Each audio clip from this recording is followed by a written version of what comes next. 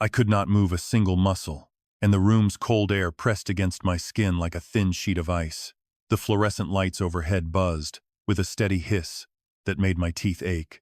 A thin, antiseptic smell clung to everything, sharp enough to make my throat tighten each time I tried to draw a breath. My eyelids felt heavy, but behind them I could see the blur of white ceiling tiles and the faint outline of a monitor blinking green numbers that now meant nothing to me.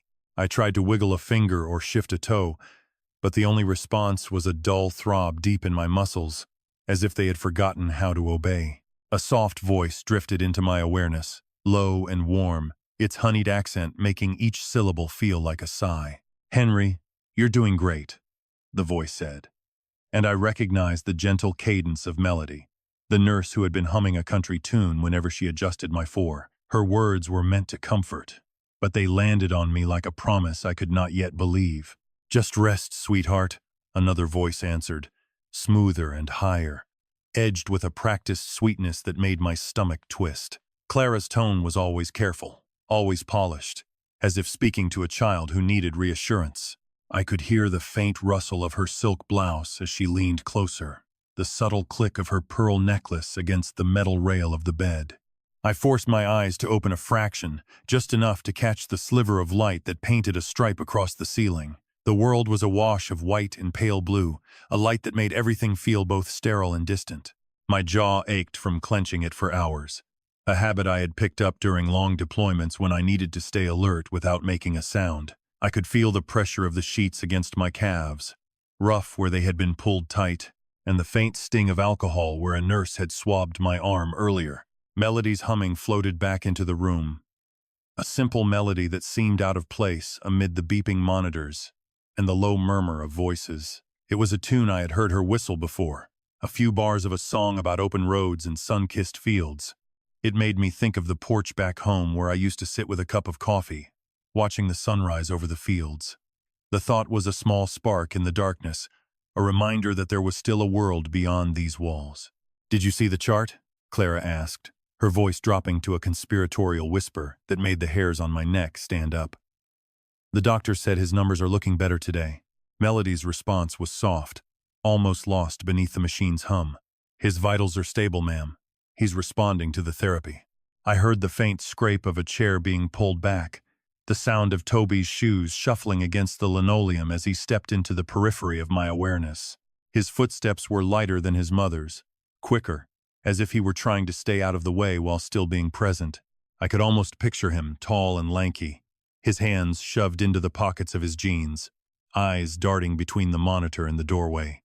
"He's going to be fine," Toby said, his tone bright, but tinged with something I could not place, perhaps relief, perhaps impatience. "We just need to keep the pressure off him." Clara laughed, a short, brittle sound that lacked warmth. "Fine is a relative word, Toby. We have to think about what comes next. The trust, the papers, they need to be ready. No change needed." This is internal monologue, or Clara's voice. So it's fine. My mind raced, trying to catch the meaning behind her words. Trust, papers. The words echoed in the hollow of my chest, and a cold prickle ran down my spine. I forced my thoughts to stay focused on the sounds, on the air's texture, on Melody's humming, which wavered for a heartbeat before she resumed. "Everything is going according to plan," Clara continued, her voice smoothing back into its usual polished sheen. "Once he's out of here, we'll take care of the rest." I felt a surge of anger, hot and sharp, rise behind my ribs. It was not the blind rage of a soldier in combat. It was a tighter, more controlled fury that came from knowing someone you loved was speaking about you, as if you were already gone. I wanted to shout, to tell them I could hear every word, but my throat would not cooperate, my lips would not part. Melody's humming shifted slightly, a note higher, as if she sensed the tension in the room. She moved closer, the soft squeak of her shoes on the floor announcing her approach. Her hand hovered above my arm, not touching, just checking for a pulse I could not feel. "You're doing great, Henry," she whispered again, this time with a hint of urgency that made me wonder if she had sensed something wrong. "Just keep fighting." I tried to focus on the rhythm of her voice, on the rise and fall of her breath, to anchor myself in the present. The monitor's beeping became a metronome, each pulse a reminder that time was still passing, that I was still alive despite the betrayal humming just beyond my reach. A sudden thought sliced through the fog.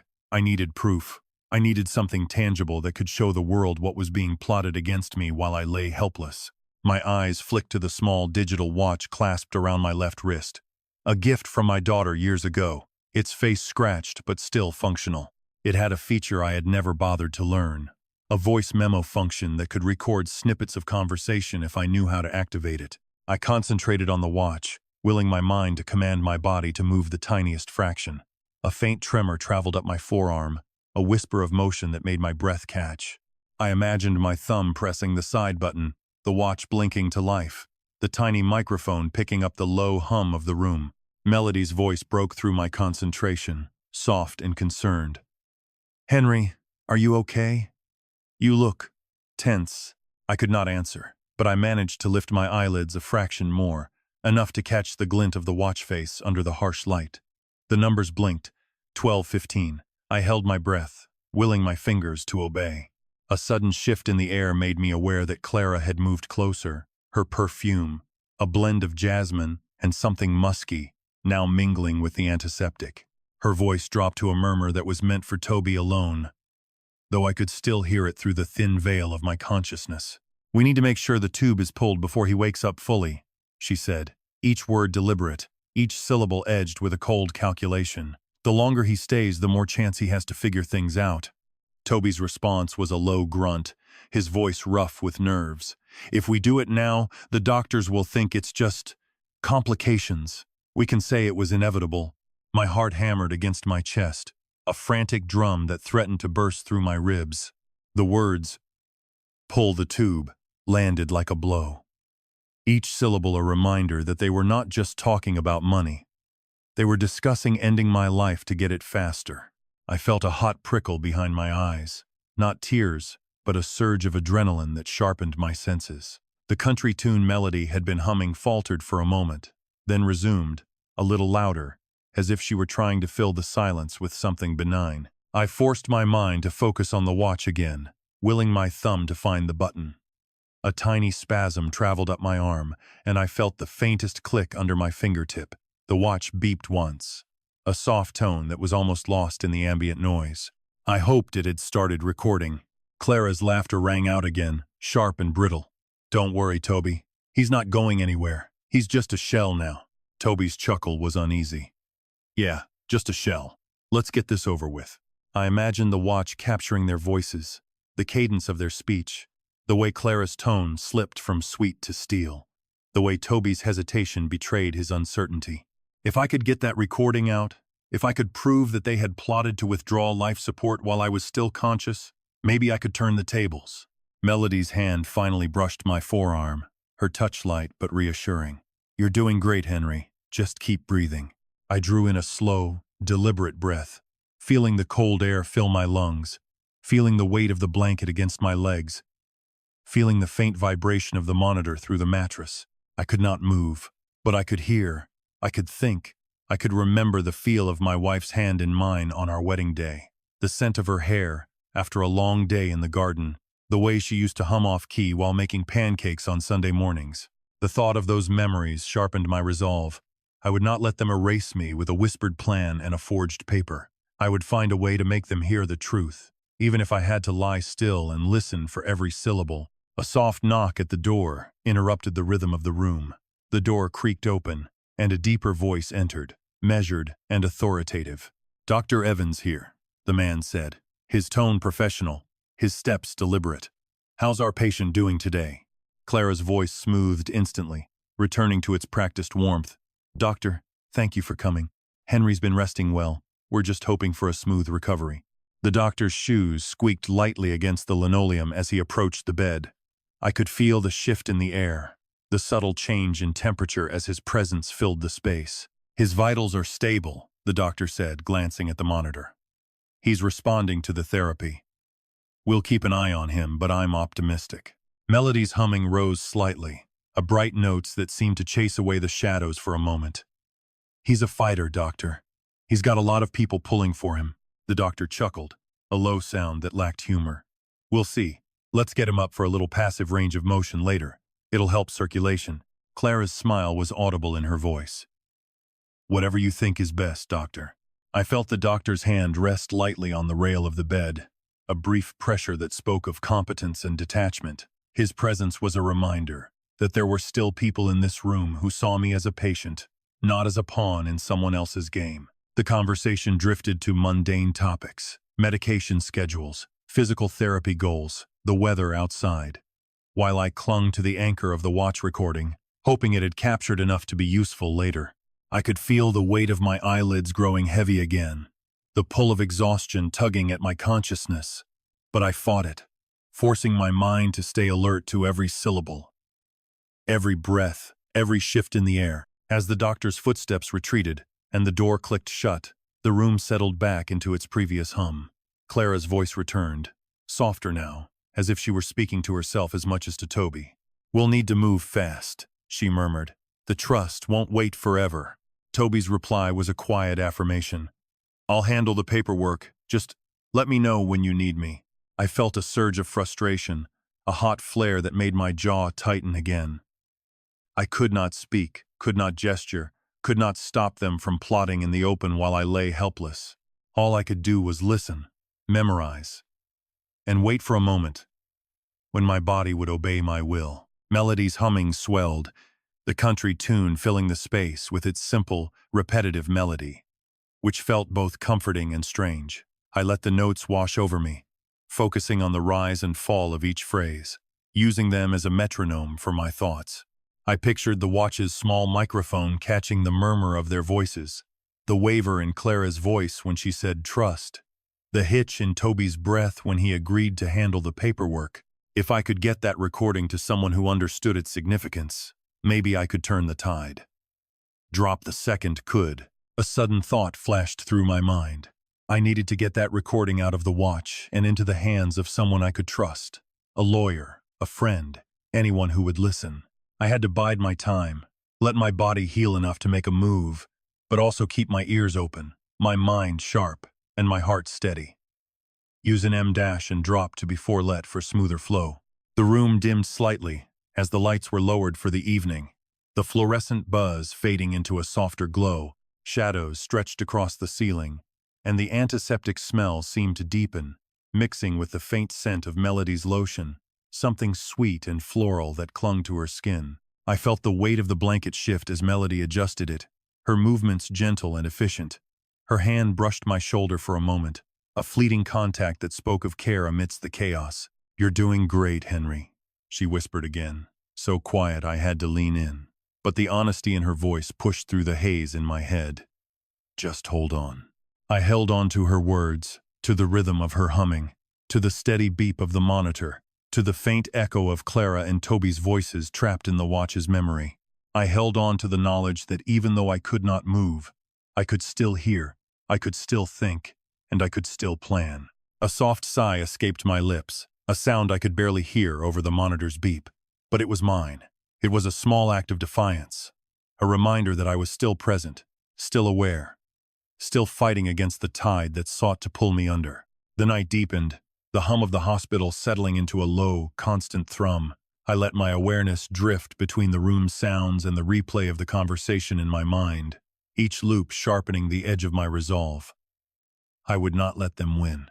I would discover a path to force them to listen to the facts, even if it meant remaining motionless and catching each word. The distant sound of a car passing outside the hospital window drifted in, a low rumble that reminded me life continued beyond these walls. I focused on that sound, on the way it rose and fell, and I let it anchor me to the present, to the hope that someday soon I would be able to sit up, to speak, to act. For now, I remained still, my eyes half closed, my ears open, my mind a vault storing every word, every tone, every pause. I would wait for the moment when my body would finally answer my will, and when it did, I would be ready. "You need to rest, Henry," Clara said, her voice soft as she adjusted the blanket over my legs. The fabric brushed my shins, a faint cotton scrape that reminded me of hospital sheets from basic training. I could not move my arms, but my eyes stayed open, tracking the way her blonde hair slipped over her shoulder when she leaned in. The hum of the air conditioner hummed low, a steady drone that made the fluorescent lights seem to flicker in my peripheral vision. I focused on the rhythm of her breathing, the slight pause before she exhaled. It was a sound I had heard 1,000 times in the kitchen when she made coffee. The same soft inhale that preceded her humming off-key to an old country tune. Now that hum was absent, replaced by the sterile beep of the heart monitor. Each beep felt like a metronome counting down seconds I could not feel. A nurse entered the room, her shoes squeaking softly on the linoleum. She carried a tray with a plastic cup of water and a small clipboard. Her hair was pulled back in a tight braid, and she wore a navy scrub top that smelled faintly of lavender soap. She set the tray on the bedside table, the plastic cup clinking against the metal rail. "Good morning, Mr. Mercer," she said, her voice bright despite the early hour. "How are you feeling today?" She lifted the cup, offering it to my lips. I could not lift my head, but I managed a faint twitch of my tongue against the roof of my mouth, a reflex I hoped she would read as acceptance.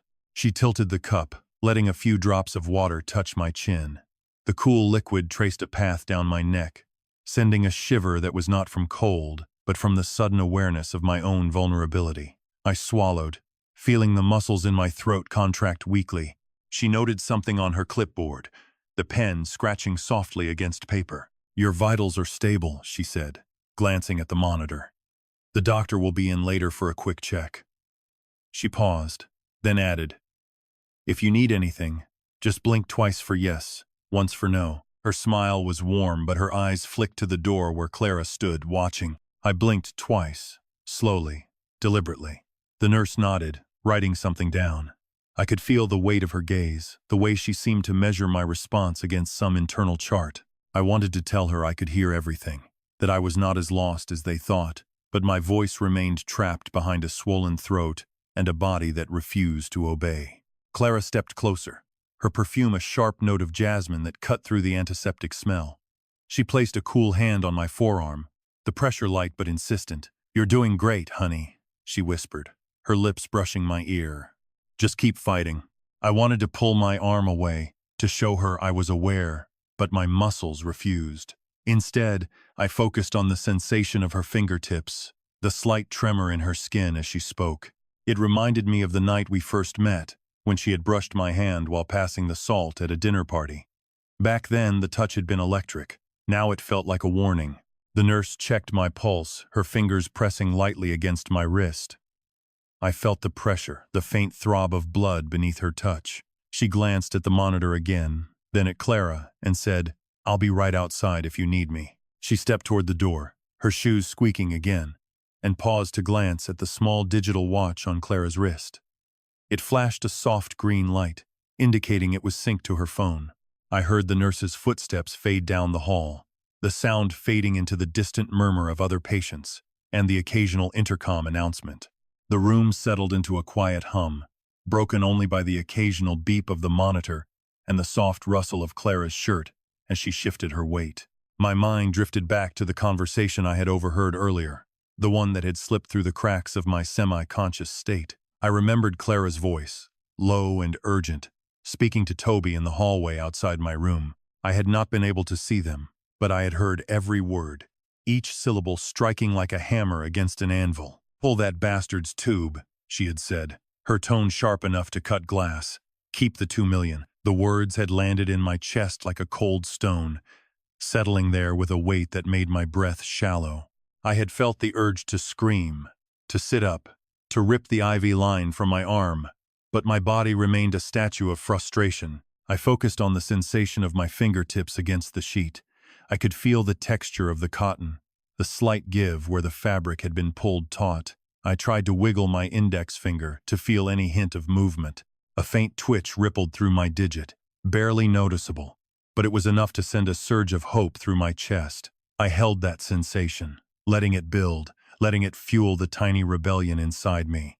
I remembered the nurse's mention of the smartwatch on Clara's wrist. I had seen it earlier, a sleek black band that glowed faintly when she moved her arm. I had wondered if it could record audio, if it could capture the words she spoke when she thought I could not hear. The idea sparked a fragile ember of determination. I shifted my weight ever so slightly, feeling the mattress shift under my weight. The movement sent a faint vibration through the frame of the bed, a subtle tremor that I could feel in my hips. I used that momentum to try to slide my hand toward the edge of the mattress. My palm brushed the cool metal of the side rail, the sensation sharp and grounding. With a concerted effort, I managed to lift my hand just enough to let my fingertips graze the edge of the bedside table. The surface was smooth, slightly cool from the air conditioning. My fingers closed around a thin piece of paper that had slipped from the folder Clara had been carrying earlier. I could feel the faint ridge of a crease, the slight resistance of the paper as I pulled it toward me. I drew the paper onto my lap, the rustle soft against the sheets.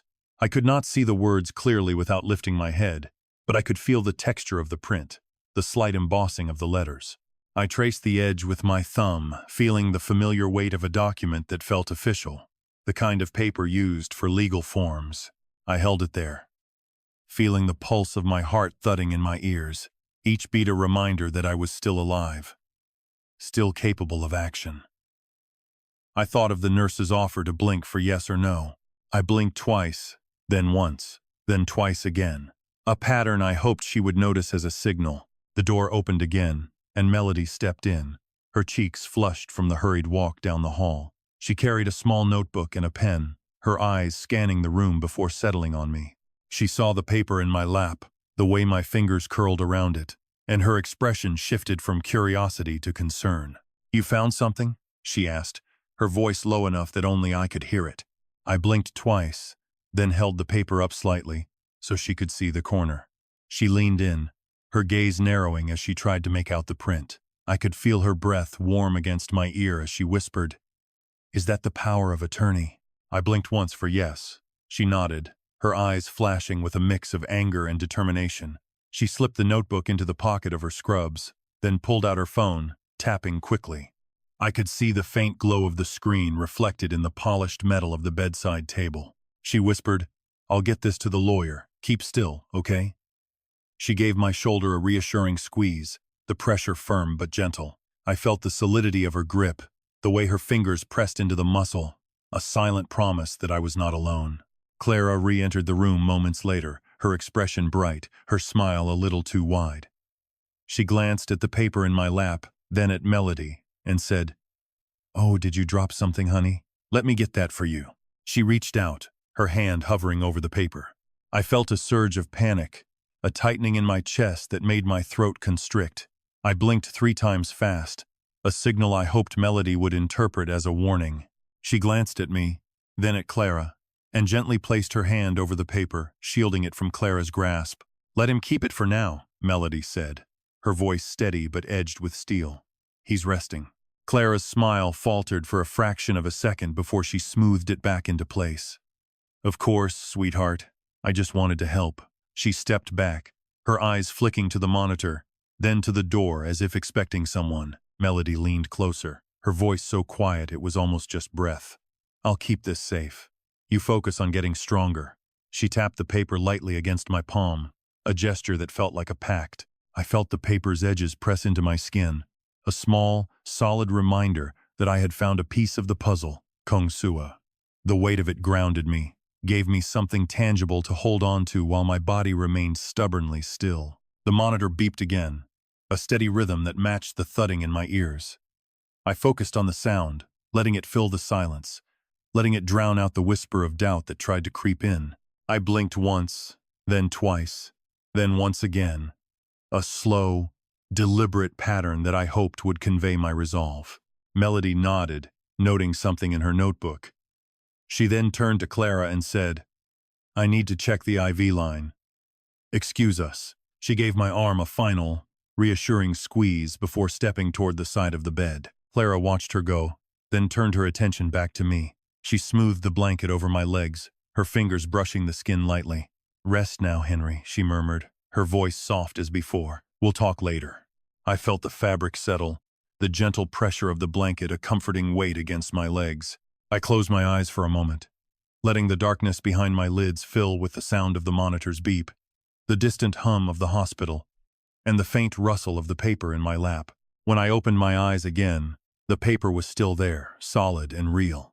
I could feel the slight ridge of the folded corner, the faint impression of the ink where the text lay hidden. I traced the edge with my thumb once more, feeling the solidity of the evidence I had managed to grasp. A thought formed, clear and sharp despite the fog of medication. I had a piece of the puzzle, and I had an ally who would protect it. I blinked twice, then once, then twice again, a silent promise to myself that I would not let this slip away. The door clicked shut as Melody left the room, her shoes squeaking faintly down the hallway. Clara remained, her posture relaxed, her gaze lingering on me a beat longer than necessary, before she turned and walked toward the door. I heard the soft click of the latch as she exited, leaving me alone with the steady rhythm of the machine and the quiet weight of the paper in my hands. I focused on the sensation of the paper, the faint texture of the fibers, the subtle coolness of the air against my skin. I let my breathing settle, matching the slow, steady beep of the monitor. Each beat felt like a small victory, a reminder that I was still here, still fighting, still capable of finding a way forward. I shifted my weight ever so slightly, feeling the mattress give under me, the small movement sending a ripple through my body. I closed my fingers. I could feel the faint pulse of life in my fingertips, quietly reassured that I could still trust my senses and still fight. Sliding the paper deeper into the folds of my hospital gown, I forced my heartbeat to remain steady while Clara paced near the window. Every rustle of the document sounded like a thunderclap in the room's sterile quiet. I kept my gaze fixed on the ceiling tiles, counting the small imperfections in the white paint, desperate to appear as nothing more than a broken man trapped in a failing body. "Are you listening to me, Henry?" Clara turned, her heels clicking sharply against the linoleum. She stopped at the foot of my bed, her expression a mask of practiced concern that didn't reach her eyes. "Toby is going to meet the lawyers this afternoon. We need to have that paperwork finalized. The estate taxes are becoming a nightmare." I did not move. I could not. But even if I had the strength, I would have kept my hands still to prevent the paper from crinkling. "It is for your own good," she continued, moving closer until her perfume, a cloying mix of jasmine and something sharper, filled the air. "Once this is handled, we can move you to that private facility in Connecticut, the one with the better grounds. You would like the autumn air there, wouldn't you?" A shadow fell across my face as she leaned in. "Don't be stubborn, darling. You were always so proud. But this isn't about pride anymore. It is about logistics." She smoothed the hair back from my forehead, her touch light dismissive. "I will be back in an hour. Toby is bringing the notary. They will just need your thumbprint, since your handwriting has been so inconsistent lately." The door swung open, and Toby stepped inside. He wore a crisp, blue button-down shirt that looked 2 sizes too formal for his nervous, shifting gait. He avoided looking directly at me, his gaze bouncing between the IV drip and the chair in the corner. "Mom, he is here," Toby said, his voice cracking slightly. "The notary. He is waiting in the lobby." Clara sighed, a sound of exaggerated patience. "Good. Tell him 5 minutes. I need to make sure Henry is coherent enough to understand what he is signing." Toby shifted his weight, his knuckles white as he gripped his phone. "Is this really necessary right now? I mean, he looks pretty out of it." Clara laughed, a short, brittle sound. "Do you want that $2 million to disappear into the hospital charity fund, Toby? Because that is exactly what will happen if he slips away without this paperwork in order. The terms of that offshore trust are written in stone. No legal heir, no money. Just a big donation to the pediatric wing." I felt a surge of heat behind my ribs, a cold, sharp anger that served as the only strength I possessed. The trust. The offshore fund I had set up years ago, back when I still believed in a future I was building for us, now became my weapon. They were desperate because they knew the law. They knew that if I died without a valid, legally binding power of attorney that they controlled, the charity clause would trigger automatically. My money would save children, not fund their greed. I just meant. Toby trailed off, looking at me. His eyes were wide, filled with a flicking, nervous energy. "He is my stepfather. It feels weird. It feels like financial survival," Clara snapped, her voice dropping to a whisper that vibrated with malice. "You want to live in that apartment in the city? You want to stop working those dead-end shifts at the warehouse? Then get the notary. Now." Toby ducked his head and hurried out of the room. The door swung shut with a soft, final thud. Clara turned back to me, her face softening instantly into that saccharine, maternal mask. She sat on the edge of the bed, her weight shifting the mattress just enough to make me strain to keep my position. He is young, Henry. He does not understand the sacrifices we make for family. But you do, don't you? You have always been a man of duty. She reached for my hand, her fingers encircling my wrist. I felt my pulse jump beneath her thumb. She frowned, her eyes sharpening, searching my face for any sign of recognition. Your heart rate is up, she observed, her tone shifting to one of clinical curiosity. Are you getting agitated? We could ask the doctor for another sedative. It would make the signing so much easier for everyone involved. She stood up and walked toward the call button on the wall. My mind raced. If she administered more drugs, I would lose the window of clarity I had worked so hard to maintain. I needed that document to stay hidden. I needed to keep my mind sharp enough to signal the notary or catch a flaw in the paperwork. Nurse, she said, pressing the button. Yes, I need someone in room 304. My husband seems to be experiencing some distress. We may need a mild sedative before we proceed with the legal documents. I heard the rapid, rhythmic click of shoes in the hall. It was not the nurse. It was the frantic, uneven gait of someone who did not belong in a medical ward. The door burst open, and a man in a gray suit stood there, clutching a leather portfolio. Behind him, Toby looked as if he were going to be sick. Is this the patient? The man asked, his voice booming and unsuited for a hospital room. I am Mr. Gable, the notary. I have the forms ready for execution. Clara beamed, her entire demeanor transforming into that of a devoted, grieving spouse. Thank you for coming, Mr. Gable. My husband has been looking forward to this. He wants to ensure his family is taken care of. Mr. Gable stepped to the side of the bed, spreading a series of papers across the tray table. The document in the center caught my eye. The header was standard, the language dense, but the signature line at the bottom was stark. Mr. Mercer, Gable said, leaning over me. I understand you have limited mobility. If you could provide a thumbprint on this line, and then Mr. Nolan here will act as the witness, I can finalize the transfer of the power of attorney. Clara stepped up, holding a small ink pad. She reached for my hand, her grip surprisingly firm. Let me help you, dear. The room seemed to tilt. Toby stood frozen, his eyes fixed on the ink pad. Clara pressed my thumb into the black ink, her movements efficient and devoid of any warmth. She guided my hand toward the paper. Just press here, she whispered, her voice a low, commanding hiss. I looked at the ink on my skin, the black smear that would seal my fate and theirs. I focused on my thumb, on the small, hidden and ignored power I still possessed. I did not move. I held my hand limp, forcing myself to concentrate on the sensation of the ink. He is not responding, Mr. Gable said, his voice dropping. Does he know what he is doing? He has neurological issues, Clara replied instantly, her voice smooth and devoid of doubt. He understands perfectly. He is just tired. Henry, honey, cooperate. We are almost done. She pushed my thumb down, pressing hard against the paper. The pressure of her fingers was painful, a deliberate, sharp sensation. I could feel the drag of the paper against my skin as she forced the contact. There, she said, standing back. Toby, sign as the witness. Toby reached for the pen, his hand shaking so violently he almost dropped it. He scribbled his name, his eyes darting toward me. Mr. Gable looked at the document, then back at me. He seemed to hesitate, his pen hovering over his own seal. I should note that he did not actively participate, Mrs. Mercer. This is highly irregular. He is incapacitated, Mr. Gable. That is the entire point of the document, Clara said, her voice turning cold and sharp. Do you want your fee or not? Gable sighed, a long, weary sound, and pressed his stamp onto the page. The thud of the stamp felt like a hammer blow. It is done, he said, closing his portfolio. You are now fully authorized to act on his behalf regarding all financial and estate matters. Clara took the document from him, her fingers curling around the edges of the page as if it were a trophy. Thank you, Mr. Gable. Toby, see him out. As they left, Clara looked down at me, her smile wide and predatory. She leaned in, her lips inches from my ear, and whispered, Now that I have this, Henry, you are just an expensive nuisance. And I think it is time we stopped wasting money on your keep.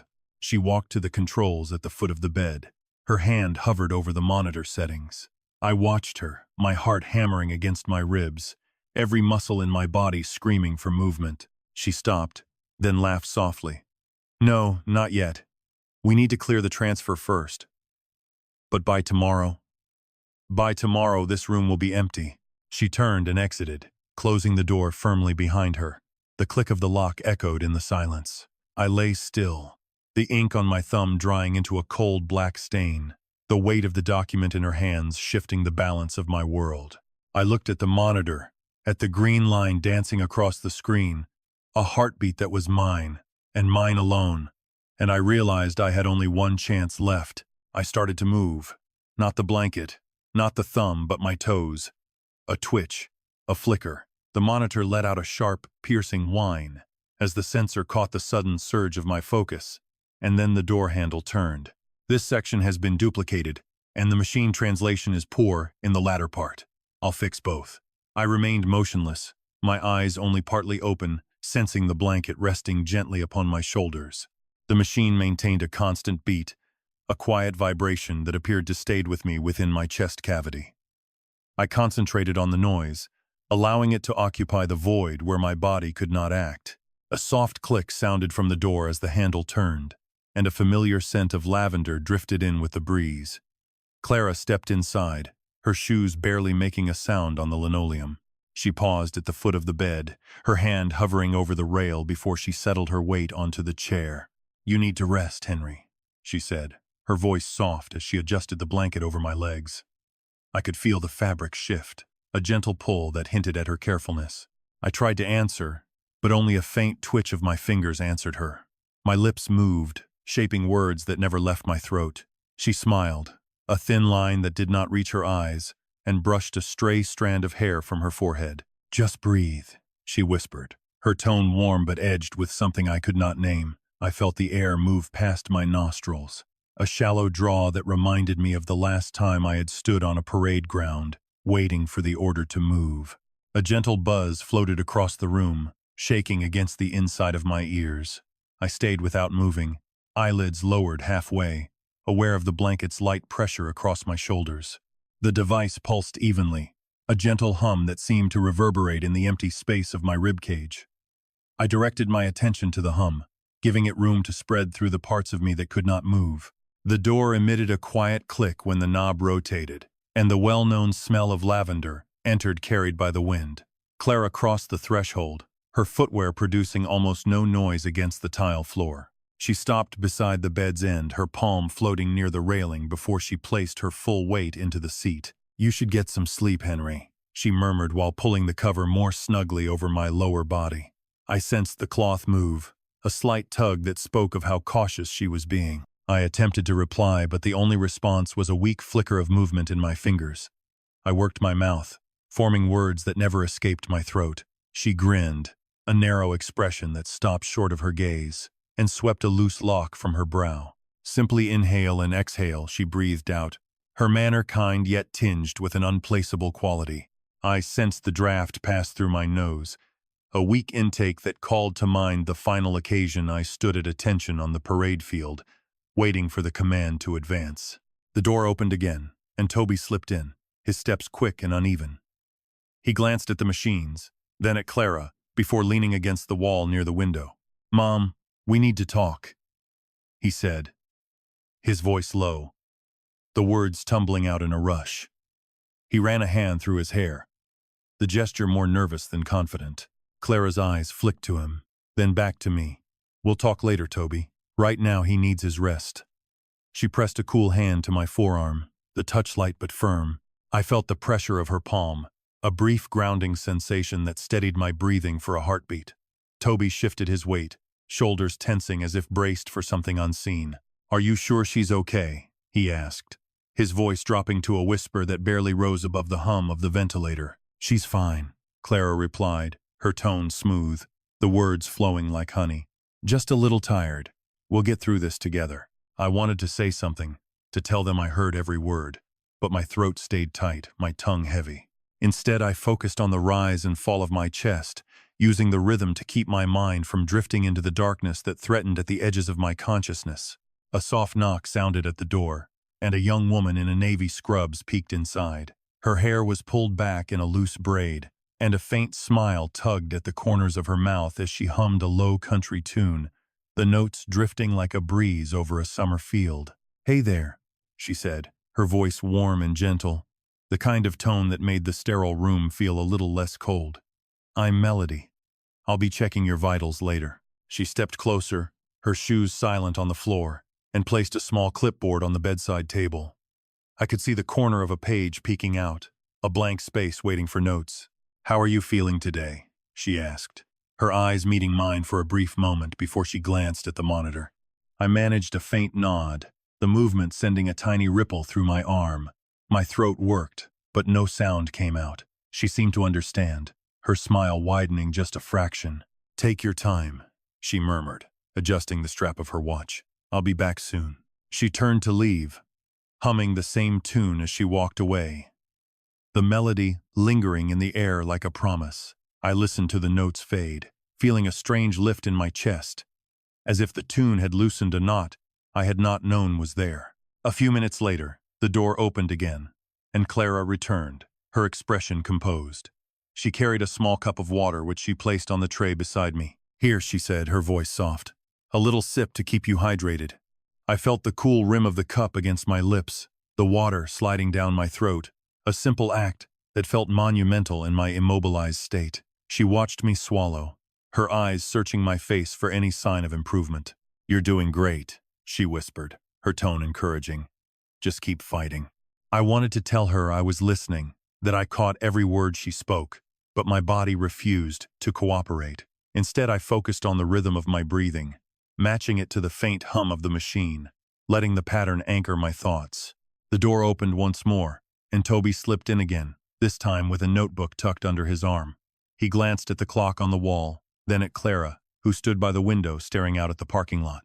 "We have to move fast," he said, his voice urgent, the words tumbling out in a rush. "The lawyer's coming in an hour." Clara turned, her expression tightening just a fraction. "We have everything ready," she replied, her tone smooth but edged with urgency. "Just make sure he stays quiet." I felt a surge of alertness spike through my chest, a sudden sharpening of my senses. The words, lawyer and hour, landed hard, ringing in the quiet room. My mind raced, piecing together fragments I had overheard earlier, mentions of paperwork, of a plan to move quickly, of a desire to keep something hidden. Melody appeared in the doorway, her expression concerned. She held a small paper cup in one hand and a pencil in the other. "Everything okay in here?" she asked, her voice gentle but probing. Clara smiled, the same practiced smile she gave the nurses each morning. "Everything's fine, thank you. Just a little checkup." Melody stepped closer, her eyes flicking a glance at the IV line, then at me. She lowered her voice to a whisper that only I could hear. "If you need anything, just tap twice on the rail," she said, her tone earnest. "I'll be nearby." I felt a spark of hope flare, a tiny ember that refused to be snuffed out. I lifted my right hand, barely moving my index finger, and tapped twice against the metal rail. The sound was soft, almost lost beneath the hum, but I felt the vibration travel up my arm. Melody's eyes widened briefly before she nodded. A silent message passed between us. She tucked the pencil into the pocket of her scrubs and slipped the small paper cup onto the tray, then turned to leave, humming the same low country tune as she went. Clara and Toby exchanged a glance, then leaned in close, their voices dropping to a conspiratorial murmur. "Did you see that?" Toby whispered, his brow furrowed. He tried to signal something. Clara's lips pressed together, her eyes narrowing just a fraction. "It's nothing," she said, her voice smooth, but I could hear the tension underneath. "He's just tired." I felt the words settle like ash on my tongue, a bitter reminder that they thought I was unaware. Yet the small tap had sent a message. I was still here, still listening, still capable of acting. A soft knock sounded again, and this time Melody returned, her face set with determination. She held out a small folded piece of paper, pressing it into my palm before I could react. "Read this when you can," she whispered, her breath warm against my ear. "They're meeting the lawyer soon." I felt the paper crinkle between my fingers, the edges rough from being folded many times. I forced my eyes to stay open, focusing on the faint print as best I could. The words were simple, yet they struck like a hammer.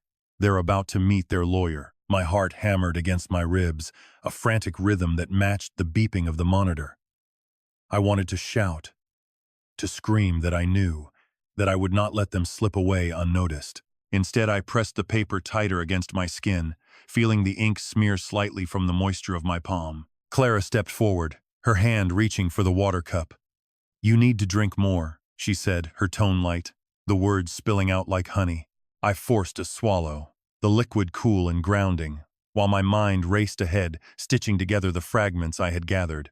The whispered plan to pull the tube, the hurried phone call about speeding up the process, the mention of a lawyer, and now this note confirming a meeting. A sudden urge surged through me, a need to act, to protect what was mine. I let my thumb brush over the edge of the paper, feeling the slight ridge where the fold creased. I could not speak, but I could remember. I could store each detail like a soldier storing ammunition for the next battle. The door opened once more, and the smell of antiseptic grew stronger as a nurse in a different uniform entered, pushing a cart filled with supplies. She glanced at me, offered a quick nod, and began checking the IV line, her movements efficient and practiced. I lay still, feeling the weight of the blanket, the hum of the machine, the faint scent of lavender lingering in the air, and the small piece of paper pressed against my palm, a silent promise that I would not be silenced. As the nurse stepped back, the door clicked shut, leaving Clara, Toby, and me in the room once more. Their voices dropped to a murmur again. But this time I caught a phrase that made my blood run cold. "We need to make sure he stays under," Toby said, his voice low, the words tumbling out in a rush. Clara's reply was smooth, almost melodic, but the edge beneath it was sharp. "Just keep the dose steady. We can't afford any surprises." I felt the words settle like a stone in my gut, a cold certainty forming in my chest. The plan was unfolding exactly as I had feared, and I had only a sliver of time to turn the tide. My fingers twitched against the paper, the faint impression of the words still visible beneath my thumb. I focused on the rhythm of my breathing, letting each inhale and exhale serve as a metronome for the thoughts racing through my mind. A soft hum drifted through the air, the ventilator's steady thrum blending with the distant murmur of voices outside the room. I held on to that sound, letting it anchor me while I waited for the moment to act. 3 days had passed since I last heard Clara's voice drift through the hallway speakers, a soft murmur that now felt like a trap. My mind stayed sharp while my body lay still, each breath a reminder that I could still hear, still think. Melody appeared at the doorway with a small notebook and a stub of pencil, her eyes bright despite the fluorescent hum. She placed the pad on the bedside table and tapped the rhythm we had agreed upon. 2 quick taps, a pause, then 3 slow taps. I answered with the same pattern, confirming that the line was open. "Melody, can you get the watch to the house tonight?" I asked, my voice low enough that only she could hear. She nodded, her fingers tightening around the pencil. "I'll slip it into Jack's coat pocket when he drops off the paperwork. He won't notice a thing." Her voice dropped to a whisper, the kind she used when she thought no one else was listening. I felt a flicker of gratitude warm my chest, a sensation that reminded me of the first time I had trusted someone in this sterile hallway. She slipped out, leaving the notebook behind. I traced the edge of the paper with my thumb, feeling the slight ridge where the lines met. The sensation grounded me, reminding me that even in this weakened state I could still exert control. Later that evening, the hallway lights dimmed as the night shift settled in. Melody returned, her shoes whispering against the linoleum. She placed the smartwatch gently on my wrist. "The band snug but not tight," she whispered. "It's recording now." I left it on the coffee table where Jack usually leaves his keys. Her breath brushed my ear, warm and reassuring. I focused on the faint ticking of the device, a sound barely audible over the monitor's soft beep. My mind drifted to the conversation I hoped to capture. I imagined Clara and Toby seated at their oak table, the lawyer's briefcase open, papers spread like a battlefield map. I felt a tightening in my jaw, not from anger, but from the anticipation of proof. The next morning, sunlight filtered through the blinds, casting stripes across the floor. Melody entered with a tray of tea, the steam curling in the air like a question. She set the cup down and glanced at the watch on my wrist. "Did it work?" she asked, her voice soft. I managed a weak smile. the effort making my cheeks ache. I think so. I heard voices last night, low but clear. My throat felt dry, but I pressed on. They were talking about the paperwork, about making it look right. I could hear the echo of their words in my mind, each syllable a piece of the puzzle. Melody's eyes went a little wider. Then, she nodded. I'll get the file to council today. We need to move fast before they notice anything missing. She stood, smoothing her scrubs, and left the room with a quiet confidence that steadied my own resolve. Later that afternoon, the door to my room opened and counsel stepped in, his suit crisp, his briefcase clasped tightly. He placed a manila folder on the bedside table and opened it, revealing a stack of papers and a small USB drive. Melody gave me this, he said, his tone steady.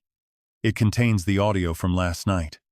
He pressed play, and the room filled with voices. First, Clara's voice, sweet as honey but laced with steel. We need to make sure this looks legitimate, Toby. The lawyer said the power of attorney needs specific language if we want to move the trust. Her words flowed smoothly, each syllable deliberate. Toby's reply came next, his tone eager, almost boyish. Just get the papers signed, Mom. Once the trust is ours, the $2 million will be in our account. I felt a cold surge run through my fingers, the sound of his ambition striking like a chord. The lawyer's voice entered, calm and professional. As long as the document shows you're acting under his direction, the transfer should hold up under scrutiny. There was a pause, then Clara laughed, a short, brittle sound. He'll never know what hit him. He's barely conscious, and will have the money before he wakes up. The recording ended with a soft click. Counsel looked at me, his eyebrows raised. That's enough to prove fraud and intent to harm. We'll also need to show that the power of attorney they used lacks the authority to move trust assets. He tapped the folder.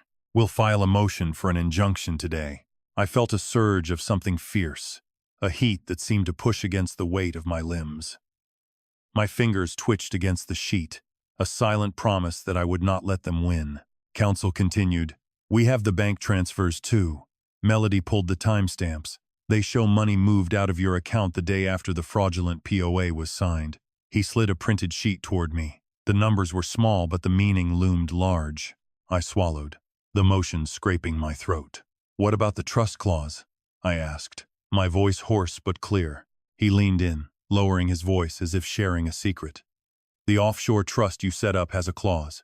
If you die without a legal heir, the funds revert to St. Jude Children's Hospital.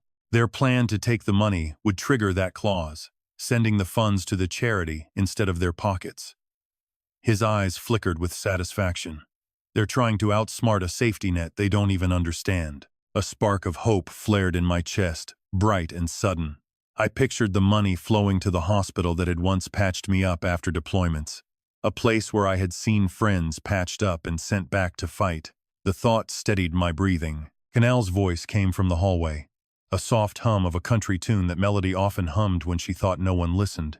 The melody drifted in, weaving through the tension like a thread of comfort. I let the notes settle, feeling the tightness in my shoulders ease a fraction. Later, Melody returned with a fresh cup of tea, the steam rising in delicate curls. She placed it on the table beside the notebook and sat on the edge of the chair, careful not to jolt the IV line. You did great, she said, her voice warm. Your ears are sharper than you think. I managed a nod, the motion sending a dull ache through my neck. Thanks for getting the watch there. My words were rough but sincere. She smiled, a genuine curve of her lips that reached her eyes. Just doing my job, but I owe you one for keeping me honest about the country songs. She hummed a few bars, the tune light and airy, filling the room with a sense of ordinary peace that felt almost alien in our current circumstance. The day waned, and the light shifted to a softer gold. I listened to the distant murmur of nurses' stations, the occasional laugh, the squeak of cartwheels. My mind replayed the snippets from the recording, each phrase a building block for the case we were assembling.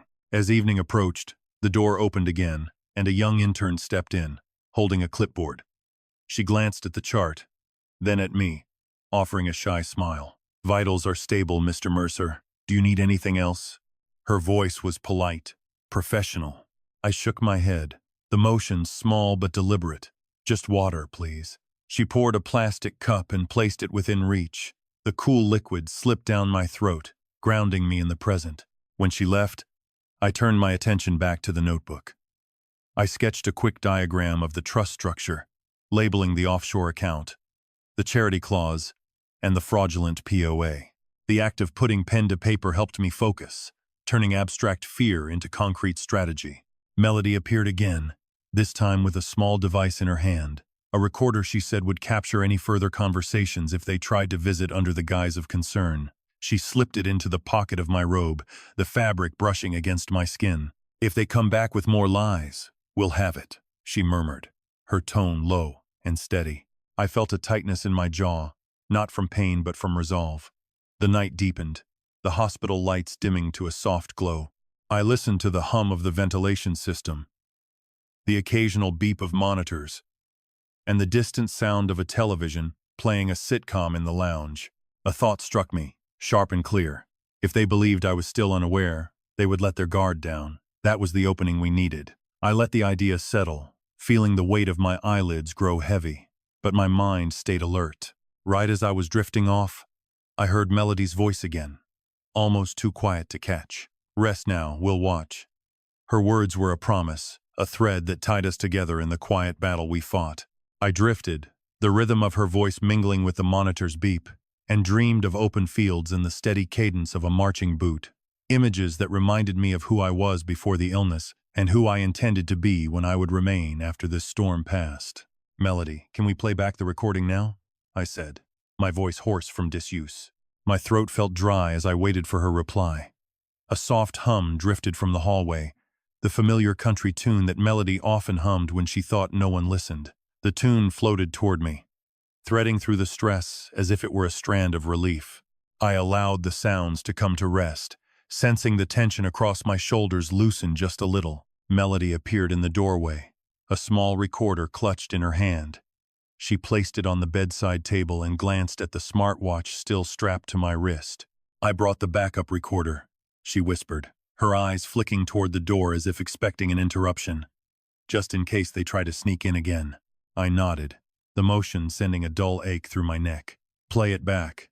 I need to hear every word." She pressed play, and a faint hiss filled the room before Clara's voice emerged, sharp and urgent.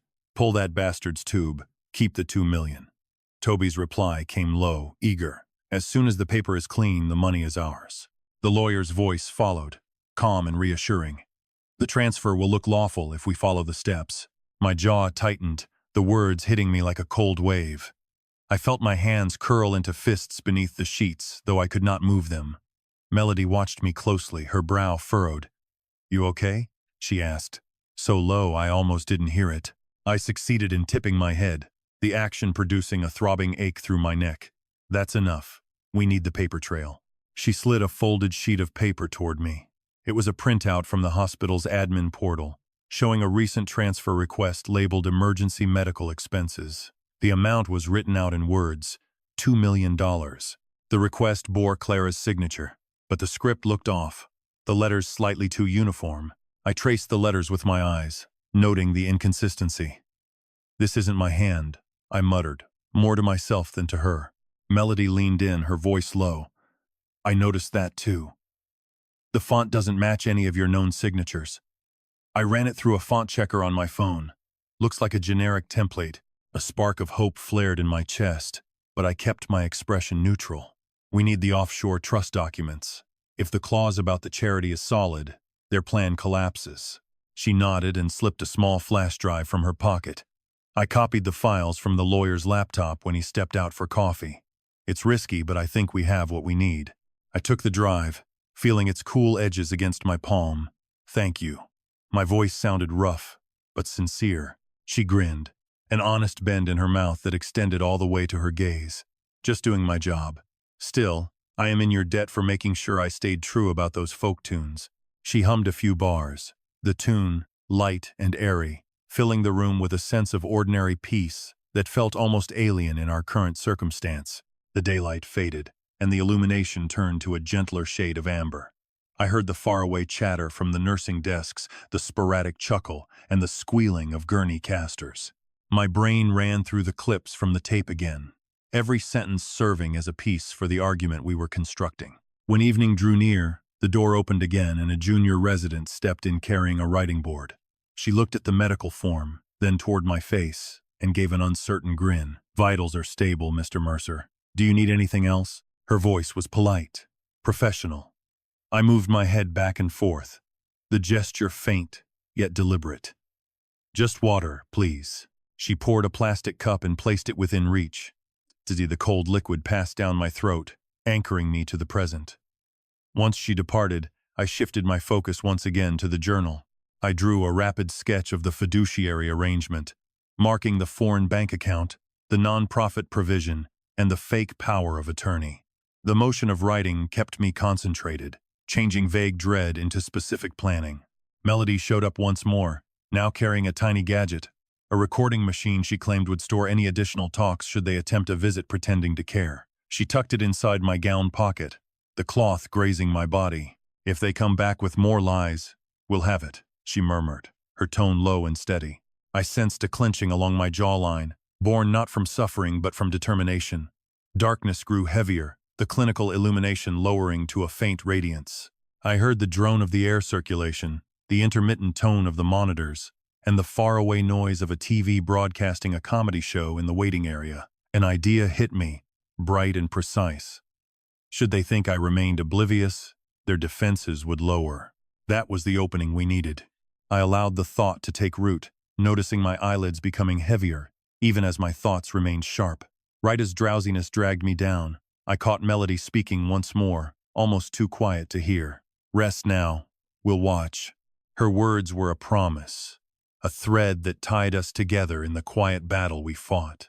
I floated between states, her speech syncing with the monitor's chime, and I pictured wide meadows and the regular beat of soldiers' footsteps, visions that brought back my former self before the sickness, and the person I planned to become once this ordeal ended. Gripping the edge of the mattress, I pushed myself up a fraction, feeling the protest of my weakened arms. The room was dim, the nightlight casting a soft glow over the linoleum floor. Melody stood by the window, her silhouette outlined against the pale curtain. She turned when she sensed my movement, her eyes softening. "I thought you were asleep," she said, voice low enough that only I could hear. "I was listening," I replied, my throat rough. "Did you get anything from the IT friend?" She nodded, slipping a folded piece of paper into my palm. He managed to pull the email thread from Clara's laptop. "It's not much, but it shows they were talking about the tube." I unfolded the paper carefully, the creases sharp against my fingertips.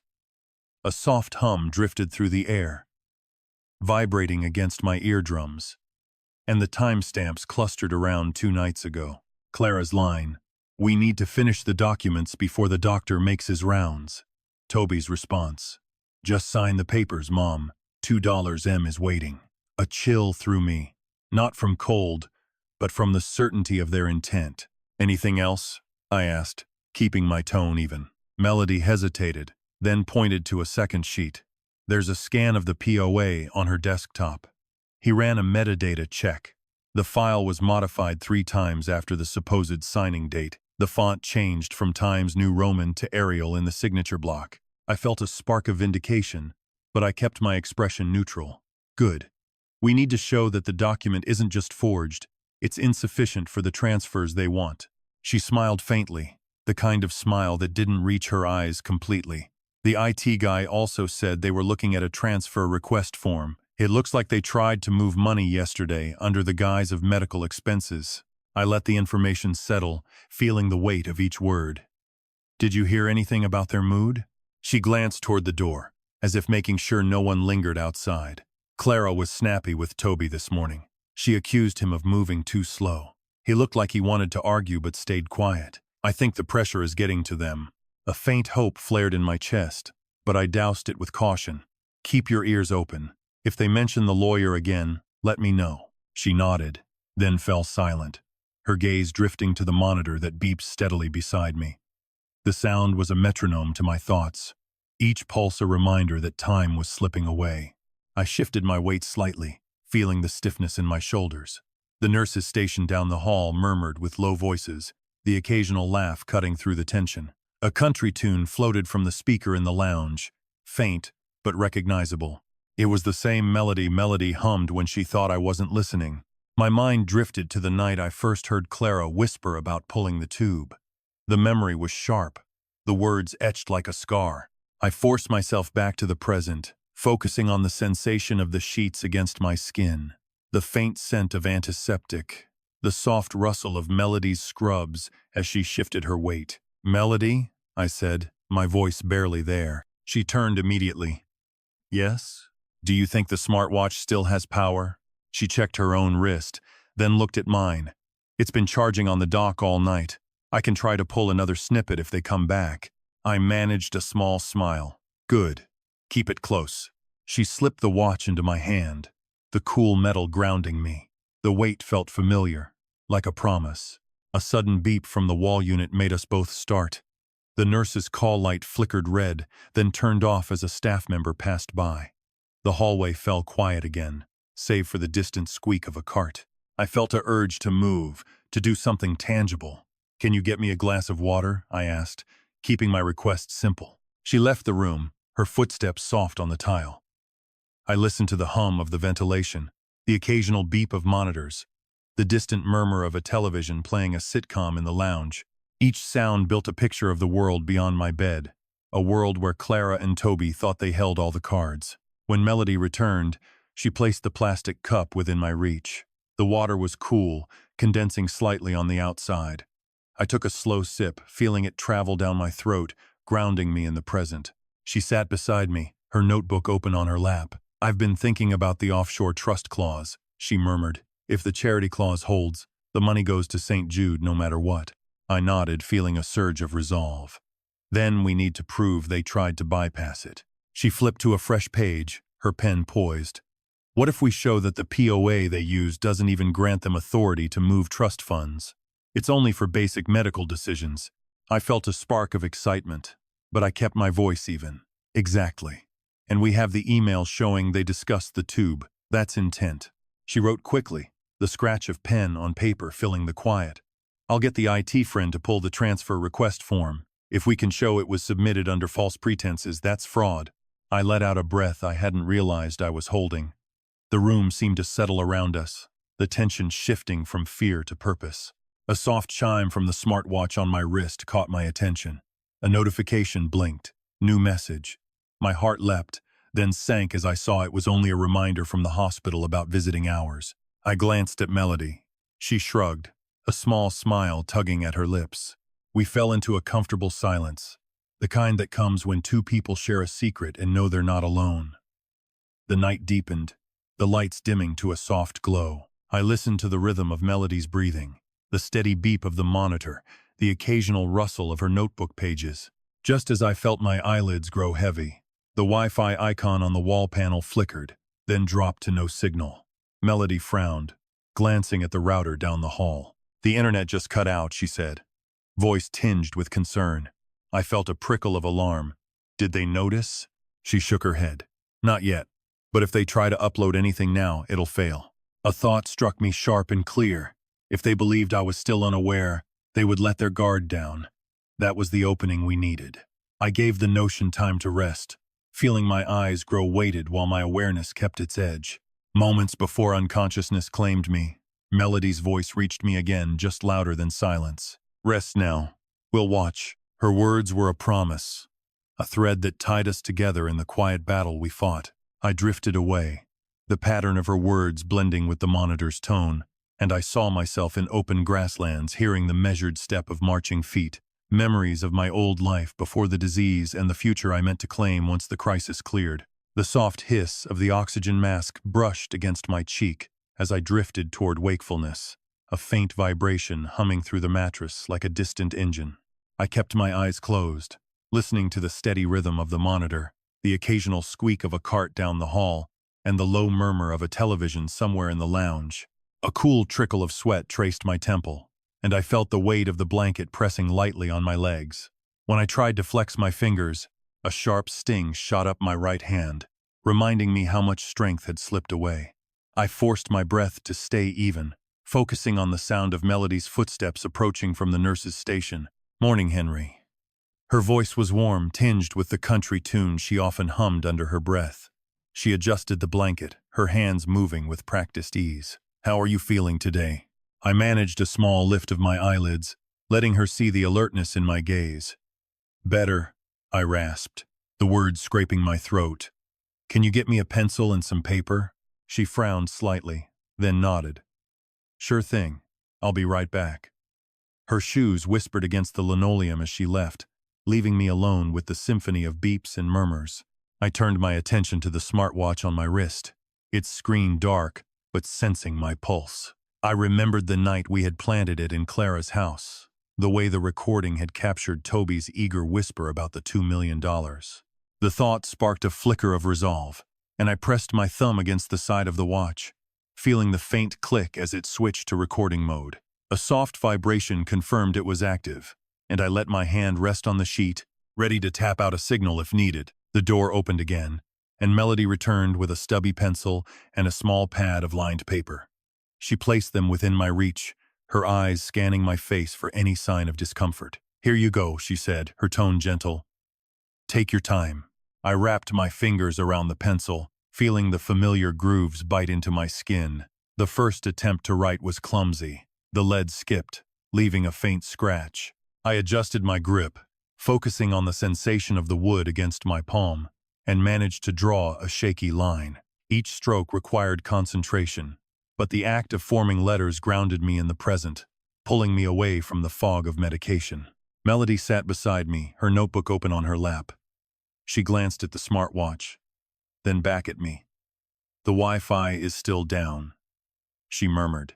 "I heard the router click off just before you fell asleep." I felt a prickle of unease. If Clara and Toby suspected we were onto them, they might try to tighten their grip. I tapped the pencil twice on the pad. The rhythm we'd picked meant stay sharp. Melody's eyes flicked wider. Then she gave the smallest nod.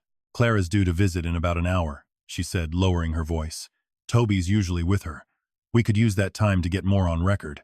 I swallowed, feeling the dryness in my throat. "Good," I whispered. "Let's make sure the watch picks up anything they say about the tube or the trust." She smiled, a quick flash of encouragement. "I'll keep the channel open. If they start talking about pulling life support, we'll have it."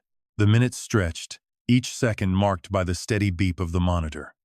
I focused on the rise and fall of my chest, the way the air filled my lungs, and the faint scent of antiseptic that lingered in the air. When the door finally opened, Clara glided in, her perfume a sweet veil of jasmine and vanilla. Toby trailed behind, his shoulders hunched, eyes darting between me and the machines. "Henry, sweetheart," Clara cooed, leaning over to adjust the pillow behind my head.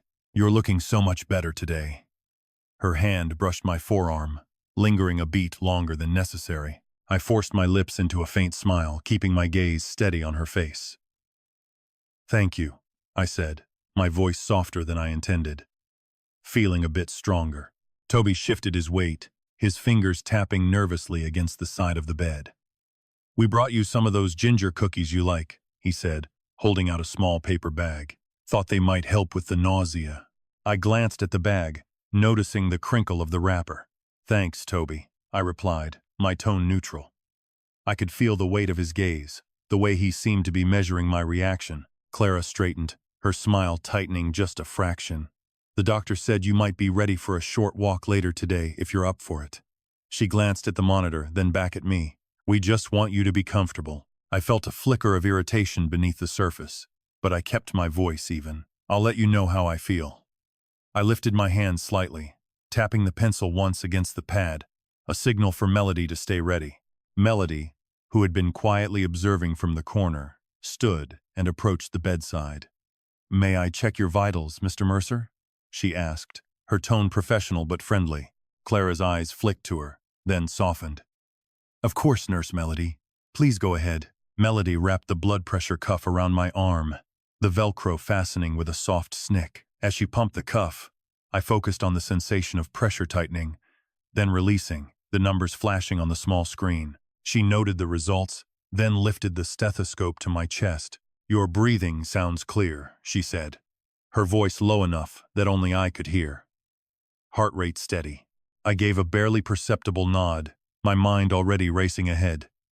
When she stepped back, Clara leaned in closer, her voice dropping to a conspiratorial whisper. "We've been talking with the lawyer, Henry. He says everything's in order for the transfer." Her smile didn't reach her eyes, which darted to Toby for a brief second. My pulse quickened, not from exertion but from the surge of adrenaline. I tapped the pencil 3 times against the pad, our code for record this. Melody's hand moved subtly to the smartwatch on my wrist, ensuring the microphone remained active. Toby shifted again, his gaze flicking to the door as if expecting someone. "We just want what's best for you," he muttered, more to himself than to anyone else. "The money, it'll make things easier." Clara's hand rested on the bed rail, her fingers tapping a nervous rhythm. "You know I'd never let anything happen to you, Henry," she said, her tone sweet but edged with something I couldn't quite place. "We're just trying to protect our future." I felt a cold sensation crawl up my spine, the kind that comes when you realize the person speaking is wearing a mask. I forced my breathing to stay slow, my eyes never leaving her face. "Thank you," I said, my voice flat. "I appreciate your concern." Melody cleared her throat softly, drawing Clara's attention. "If you don't mind, I'll step out for a moment to check on another patient." She gave me a quick glance, her eyebrows raising just enough to signal that the recording was still running. Clara nodded, her smile returning full force. "Of course, nurse, we'll be right here." As Melody retreated down the hall, I felt the weight of the moment settle like stone in my gut. The smartwatch on my wrist continued to capture every syllable, every inflection, every pause. I could almost hear the faint click of the microphone as it stored Clara's words about the transfer, Toby's hesitant agreement, and the underlying threat in Clara's tone when she spoke of protecting their future. The door clicked shut behind Melody, leaving us in a bubble of tense quiet. I focused on the rise and fall of my chest, the soft whir of the ventilator, and the distant murmur of a television sitcom drifting from the lounge. Each breath felt like a small act of defiance, a reminder that I was still present, still aware. After a few minutes, Toby shifted uncomfortably, his leg bouncing slightly. "I should probably get back to work," he said, his voice lacking its usual bravado. "Got a meeting later." Clara's eyes narrowed for a split second before she pasted on her pleasant mask. "All right, Toby. Call me if you need anything." She pressed a light kiss to his cheek, then turned her full attention back to me. "Henry," she said, her voice suddenly low and intense, "you need to understand that we're doing this for you. The money will ensure you're taken care of, no matter what." She leaned in until her lips were near my ear, her breath warm. "If you fight us, you'll only make things harder for yourself." I felt a surge of anger, but I kept my expression neutral, my mind latching onto the sensation of the pencil still gripped in my hand. I tapped it once against the pad, a silent acknowledgement that I had heard her warning. She straightened, her smile returning, though it now felt brittle. "Well, I'll let you rest. We'll check in later." She gave my shoulder a brief squeeze, then gestured to Toby. "Come on, let's give him some space." As they moved toward the door, Toby glanced back once, his face a mixture of guilt and fear. Clara's gaze lingered on me a heartbeat longer before she followed him out, the door closing with a soft click. I exhaled slowly, the tension in my shoulders easing just a fraction. The smartwatch continued its silent vigil, its red recording light barely visible beneath the band. I lifted my hand, feeling the weight of the pencil, and pressed it to my forehead, grounding myself in the simple, solid sensation of wood against skin. Melody reappeared a moment later, her expression thoughtful. "They seemed off," she said, lowering her voice. Clara's tone when she talked about the transfer, it didn't sound like concern. It sounded like insistence. I nodded, my throat tight. She's trying to rush things. Toby's nervous, but he's still going along with it. She looked at the watch on her wrist, then returned her gaze to me. "We've got a good chunk of their conversation now. The lawyer will want to hear this." I felt a spark of hope flicker amid the fatigue. "Good," I whispered. "Let's make sure we get the rest before they try anything else." She smiled, a genuine lift of her cheeks. "I'll stay close. If they come back, I'll be ready to hit record again." I settled back against the pillows, the monitor's steady beep a constant companion. The afternoon light filtered through the blinds, casting long stripes across the floor. I focused on the pattern of light and shadow, the way the dust motes danced in the beams, and let the simple act of watching them calm my racing thoughts. As the minutes passed, I felt a familiar urge to move, to do something tangible. I lifted my hand slightly, testing the strength in my fingers. A faint tremor ran through them, but I managed to curl my index finger around the edge of the pencil, feeling the familiar ridges dig into my skin. The small victory sent a wave of warmth through my chest, a reminder that even in weakness, I could still exert control. Melody noted my effort, her eyes brightening. "You're getting stronger," she murmured. "Every little bit helps." I managed a weak smile, my voice hoarse but clear. "Thanks for not giving up on me." She squeezed my shoulder gently before returning to her post by the door, her country hum fading into the background as she kept watch. The smartwatch on my wrist continued to record, its tiny microphone catching the faintest sounds, the rustle of the sheet, the distant murmur of voices down the hall, the steady beat of my own heart. I let my mind drift to the image of the offshore trust documents, the clause that would send the $2 million to St. Jude if I died without a legal heir. Knowing that Clara and Toby's plan rested on a lie gave me a steady core of resolve. When the door opened again, I braced myself, my grip on the pencil tightening just enough to feel the pressure without showing strain. Clara stepped in alone, her expression a mixture of determination and something darker. Toby lingered in the hallway, his presence a silent warning. "Henry," she said, her voice soft but edged with urgency. "We need to talk about the papers. The lawyer says we need your signature on a few forms to finalize the transfer." I kept my gaze steady, my mind replaying the recording of her earlier words about protecting their future. I lifted the pencil, letting it rest against my palm, and tapped it twice against the pad, a signal for Melody to stay alert and for me to buy time. Clara's eyes flicked to the pencil, then back to my face. "It's just a formality," she insisted, her tone coaxing. "Once it's signed, everything will be settled, and you can focus on getting better." I felt a surge of frustration, but I forced my voice to remain even. "I want to review them first," I said, my words deliberate. "I need to understand what I'm signing." Her smile tightened, the corners of her mouth pulling just a fraction. "Of course, Henry. We'll wait while you look them over." She placed a small stack of papers on the bedside table, the top sheet bearing a bold heading that read, "Power of Attorney, Financial Matters." I reached out with my trembling hand, my fingers brushing the edge of the paper. The texture was smooth, cool beneath my fingertips. I lifted the sheet just enough to see the first line, my eyes scanning the dense legal language. My heart pounded as I realized the document granted broad authority over my finances, far beyond simple medical decisions. A sudden anger flared, hot and sharp, but I choked it down, focusing instead on the sensation of the paper against my skin, the slight resistance as I turned the page. I saw a clause that mentioned signature line at the bottom, blank and waiting. I tapped the pencil 3 times against the pad, our signal for record this.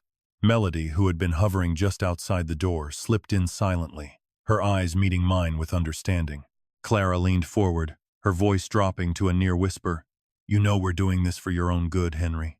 Her hand brushed mine as she pointed to the signature line. "Just sign here, and we can move forward."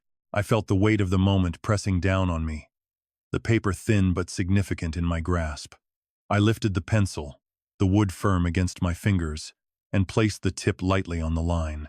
Instead of signing, I pressed the tip down hard enough to leave a deep indent, then lifted it, leaving a clear mark that was not a signature but a deliberate impression. Clara's eyes went wide for a second, then she pasted on a smile. What are you doing?" she asked, her tone shifting from sweet to startled. I kept my gaze locked on hers, my voice low but steady. "I'm making sure I understand what I'm agreeing to." I tapped the pencil once more against the pad, a signal that I had captured her reaction on the watch. She straightened, her composure snapping back into place. "Fine," she said, her voice tighter now. "We'll wait until you're ready." She stepped back, giving me space, and glanced toward the hallway where Toby waited. The door opened and closed softly as he entered, his expression uneasy. "Everything okay in here?" he asked. "Almost too quiet to hear." Clara forced a laugh, the sound strained. "Just a little hesitation, Toby. Henry wants to be sure." She shot me a look that conveyed both impatience and a warning. I felt the pencil still in my hand, its weight grounding me. I lifted it again, tapping it once against the pad, a quiet acknowledgement that I had heard her, that I was still present, that I would not be rushed. The smartwatch continued its silent recording, capturing the faint click of the pencil, the soft rustle of the paper, the murmur of voices, and the steady beep of the monitor. I let my breathing settle, focusing on the rise and fall of my chest, the way the air filled my lungs, and the simple, solid sensation of the pencil gripped tight in my fist. As the afternoon light shifted, casting longer shadows across the floor, I felt a quiet determination settle within me. The evidence was growing, the tape rolling, and I knew that every small action, each tap, each mark on the paper, each breath, was a step toward reclaiming what was mine. I lowered the pencil slowly, letting it rest against my palm, and closed my eyes for just a moment, listening to the steady rhythm of the monitor, the distant hum of the hospital, and the quiet promise that the truth would soon be heard. Melody's voice came soft from the doorway, a note of encouragement in her tone. "You're doing great, Henry. We've got this." I opened my eyes, meeting hers, and gave the faintest nod. The pencil remained in my hand, ready for the next move, and the smartwatch on my wrist blinked faintly, its red light a silent sentinel guarding the truth. Every second counts when you are waiting for a shark to stop circling, and I watched the digital clock on the wall tick towards 7 in the evening. Clara sat in the vinyl chair, scrolling through her phone, her thumb moving in that rhythmic, distracted pattern that used to annoy me, until I realized she was checking her bank balance. Toby hovered near the doorway, shifting his weight from one foot to the other, as if the linoleum floor were made of hot coals. "You are being quiet today, Henry," Clara said, not bothering to look up from the screen. She sounded bored, as if she were waiting for a package to arrive rather than watching her husband survive another day. "He is tired, Mom," Toby mumbled, eyes locked on a framed photograph of us taken years ago at a golf club in Connecticut. "He is not just tired, Toby," Clara replied, her voice dropping into that tone she saved for the servants or the waitstaff at the club. "He is stubborn. There is a difference." I felt the smartwatch pulse against my skin, a silent reminder that it was capturing every syllable. I worked my right hand, pushing against the restraint they had insisted on keeping loosely tied. My fingers moved just enough to reach the edge of the blanket. "I need water," I croaked. The words felt like sandpaper scraping against my throat, but they were loud enough to fill the sterile silence of the room. Clara jumped, dropping her phone onto the chair. Toby practically leaped backward, hitting the doorframe with a sharp thud. Their reactions were not the gentle care of a worried wife and son. They were the panicked flinch of thieves caught in a flashlight beam. "Good grief, Henry," Clara whispered, placing a hand over her heart. "You startled us. I will get the nurse." "No nurse," I said, my voice gaining a fraction of volume. "Just you." Clara hesitated, looking back at Toby. He was pale, his hands shoved deep into his pockets. She stood up slowly and walked to the small table where the plastic pitcher sat. The ice inside clinked, a hollow, rhythmic sound that reminded me of the rhythm Melody used to tap. "Here," she said, lifting the straw to my lips. She did not look me in the eyes. Her gaze darted to the monitor, to the door, to anywhere but my face. "Don't choke." I took a small, careful sip, then turned my head away. "The document," I managed to say. "The one for the bank." Her eyes snapped to mine. The mask of the doting wife slipped for a second, revealing a hard, sharp edge of desperation. "What about it?" "It looked wrong," I lied, my voice steadying. "The font, the seal." Toby took a step forward, his voice cracking. "What are you talking about?" "It was notarized, Henry. Mr. Gable was here. You saw him." "I saw a man," I corrected. "I did not see a notary." Clara stepped between me and Toby, her body rigid. "You are confused, darling. The medication affects your memory. You signed it, and Mr. Gable witnessed it. It is all perfectly legal." "Legal," I repeated, letting the word hang in the air like smoke. "Is that what you call it?" "Stop it," Clara hissed, leaning down so her face was inches from mine. The smell of her perfume, usually subtle and floral, now felt cloying, like a garden rotting in the heat. "You are in no position to play detective. You are in a hospital bed, and you are going to stay here until we tell the doctors otherwise." I watched her, holding her gaze until she was the one who looked away first. I tapped my left hand against the bed rail twice, a sharp, quick rhythm. Toby looked at the door, then back at his mother. "Mom, maybe we should just go. The lawyer said we have plenty of time." "Shut up, Toby," she snapped without looking back. She turned her attention back to me, her voice softening into a dangerous, sickly sweet tone. You have had a long day. I think it is time for a sedative, don't you? I did not blink. I reached out, my fingers trembling as I gripped the fabric of her sleeve. I did not pull hard. I just held on. I am not sleeping. We will see about that, she murmured, standing up straight. She reached for the call button, but her hand stopped midair as the door opened. Melody walked in, carrying a tray of medication. She did not miss a beat, her eyes scanning the room, landing on me, then shifting to Clara. She started humming that familiar, wordless country melody, the tune light and airy, clashing with the heavy, jagged silence left by Clara's threat. "Excuse me, Mrs. Mercer," Melody said, her voice bright and professional. "It is time for the evening rounds and the vitals check. I am going to need you and the young man to step out for a few minutes." Clara looked at the door, then back at the sedative button she had been reaching for. "I am not finished talking to my husband. The hospital policy is strict, ma'am," Melody said, moving with a calm, practiced efficiency. She began adjusting the monitors, her hands moving with a purpose that felt like a quiet battle line being drawn. "If you need to discuss his health, you can speak with Dr. Bennett in the morning." Toby grabbed Clara's arm. "Mom, let's go. I need to talk to you outside anyway." Clara glared at Melody, then at me. She leaned in close one last time, her voice a razor blade against my ear. "We are not done, Henry. Not by a long shot." They turned and walked out, the door clicking shut behind them with a finality that made me exhale. The room felt suddenly larger, the air easier to breathe. Melody finished adjusting the IV line, then stepped to the side of the bed, her voice dropping to a low, urgent murmur. "Did you get it?" she asked. I held up my wrist, the small red light of the smartwatch blinking in the dim light of the room. Every word. "They are getting reckless, Henry," she said, her fingers moving to check the pulse point on my arm. "They are talking to the nurses at the station now, trying to convince them you are having psychotic episodes so they can get you transferred or heavily sedated permanently." "I am not letting that happen," I said, my words clearer now. "I have the email files from the laptop," Melody continued, her eyes scanning the hallway through the small glass window in the door. "The lawyer you asked me to contact, the one who specializes in elder fraud, he is waiting for my call at 8 tonight.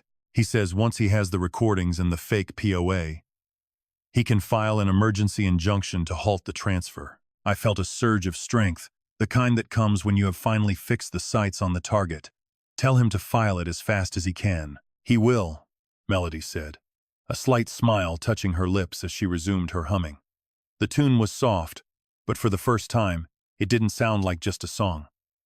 It sounded like a victory march. I looked at the smartwatch, the red light still blinking. It was a tiny, insignificant piece of glass and metal, but it was the most powerful weapon I had ever wielded. I thought of the $2 million, the trust, the hospital, and the life they were trying to steal. They thought I was a ghost in this bed, someone to be pushed around and buried. They had forgotten that I was a soldier, and a soldier never stops fighting until the mission is complete. "What happens next?" I asked, my voice barely there. Melody leaned closer, her tone sharp with strategy. "We need to get you out of here before they force the transfer. I have been talking to the night shift supervisor. She's been here for 30 years, and she hates bullies. She told me to get the evidence to your lawyer, and she would ensure that no one touches your chart tonight." I felt my hand close around the pencil still sitting on the side table. I tapped out 3 short beats, then 2 long ones. A message of gratitude, a signal of trust. "Go," I said, my gaze fixed on the door. "Make the call." Melody nodded, smoothed the sheet over my legs, and walked toward the exit. She paused at the door, turning back for a fleeting second. Her hum grew louder, a clear, defiant note that filled the corners of the room. I laid my head back, listening to the monitor beep, each steady pulse marking the time that they were losing. I knew they would return. I knew Clara would not stop until she had the signature she wanted, or until the machine flatlined. But as the clock ticked closer to 8, I knew the game had shifted. I was no longer the prey waiting in the dark. I was the one holding the map, and for the first time in weeks the path ahead was clear. A sudden commotion erupted in the hallway, the sound of raised voices echoing against the tile floor. I recognized Clara's voice, shrill and demanding. I didn't need to see her to know she was arguing with the night shift supervisor. The sounds grew closer, the rhythm of her footsteps familiar and frantic. I reached for the smartwatch, ensuring it was still pulsing, still recording. My heart didn't race. It stayed firm. I was ready. "Clara, I know what you did," I said, my voice low but steady. The door to my room swung open and Clara stepped inside, her face a mask of practiced concern. She carried a glass of water, the condensation slick against her fingertips. "Henry, you need to rest," she said, her tone soft as she placed the glass on the nightstand. I watched her eyes dart to the smartwatch on my wrist, the red light blinking in a slow rhythm. "You have been talking to the night shift supervisor again," I continued, my gaze fixed on hers. "She told me you are trying to convince them I am psychotic so they can sedate me permanently." Clara's smile faltered for a heartbeat before she smoothed it back into place. "I only want what is best for you, Henry," she replied, her fingers brushing the edge of the blanket. "The doctors say you are improving, but we must be realistic about your condition." I felt a tightness in my jaw, a familiar grind that had plagued me for years. I did not let my face show it. Instead, I focused on the rise and fall of my chest, the shallow breaths that came despite the weight on my lungs. "Realistic?" I asked, the words slipping out almost without sound. "Or realistic for the $2 million you hope to claim?" Her hand froze mid-air, the water glass trembling slightly. "You misunderstand me," she said, voice rising just enough to echo off the walls. "I am your wife. I worry about you." I heard the faint hum of the ventilator, the steady beep of the monitor, and underneath it all the distant country tune Melody liked to hum when she thought no one was listening. I turned my head toward the window, catching the glimpse of a cloud drifting past the glass. "Worry does not look like forging my signature," I said, my voice gaining strength. "It does not look like emailing Toby about pushing the process while you sit in the lawyer's office." Clara stepped closer, her perfume a sharp note of jasmine and something metallic underneath. She lowered her voice as if sharing a secret. "You are confused, Henry. The medication makes you see things that are not there." I lifted my hand, the one that could still twitch, and tapped the side of the smartwatch twice. A soft click confirmed it was still recording. "I am not confused," I replied. "I am aware. I am aware of the forged power of attorney, the attempt to transfer the trust, the conversation where Toby said the money would be in our hands." Her eyes flashed, a flash of anger quickly masked by concern. "You have been listening," she said, her tone dangerously calm. "You have been listening to things you should not hear." I shifted my weight, feeling the slight give of the mattress beneath me. My fingers, though weak, curled around the edge of the sheet. "I have been listening to the truth," I said, "and I am not going to let you steal what I built." Clara's expression hardened for a moment. Then she forced a laugh that sounded thin. "You always were dramatic," she remarked. "Remember when we first met? You said you would protect me from the world." I remembered the day we met at the county fair, the smell of fried dough and the sound of the carousel. I had promised to keep her safe, not the other way around. "Protection goes both ways," I answered, my voice low. "It does not mean you get to decide when my life ends." She took a step back, her heels clicking against the linoleum. "The doctors are ready to discuss the next steps," she said. "They believe it is time to consider comfort care." I felt a cold sensation spread through my chest. Not fear, but a sharp clarity. "Comfort care is a phrase used when someone wants to stop treatment," I said. "It is not a phrase used when someone wants to hurry the end for profit." Clara's hand flew to her mouth, as if to stifle a gasp. She recovered quickly, smoothing her hair with a trembling hand. "You are tired," she said. "You need to let go." I breathed out, and it came out as more of a sigh than a word. The monitor beeped louder for a second, then settled into its regular pattern. I heard the soft rustle of Melody's scrubs as she appeared in the doorway, her eyes wide with alarm. She held a folded piece of paper in her hand, the edges creased from being tucked into her pocket. "Henry," she whispered, "the lawyer just filed the injunction. The judge granted a temporary hold on any transfers." Clara's face turned ashen, the color draining from her lips. She glanced at Melody, then back at me, her mouth opening and closing like a fish out of water. "You cannot do this," she said, her voice cracking. "You do not understand what is at stake." I felt a surge of something hot and fierce rise in my throat. but I kept it locked behind my teeth. I understand exactly what is at stake, I replied. It is my life, my trust, and the promise I made to those who cannot speak for themselves. Melody stepped forward, placing the paper on the nightstand. She pointed to the top line where the judge's signature glistened in the faint light. This stops them, she said. It stops them from moving any money until the fraud is investigated. Clara's shoulders slumped, the pretense of concern dissolving into pure frustration. She lifted her hand, as if to strike, then let it fall to her side. You will regret this, she warned, her tone low and dangerous. You will regret ever waking up.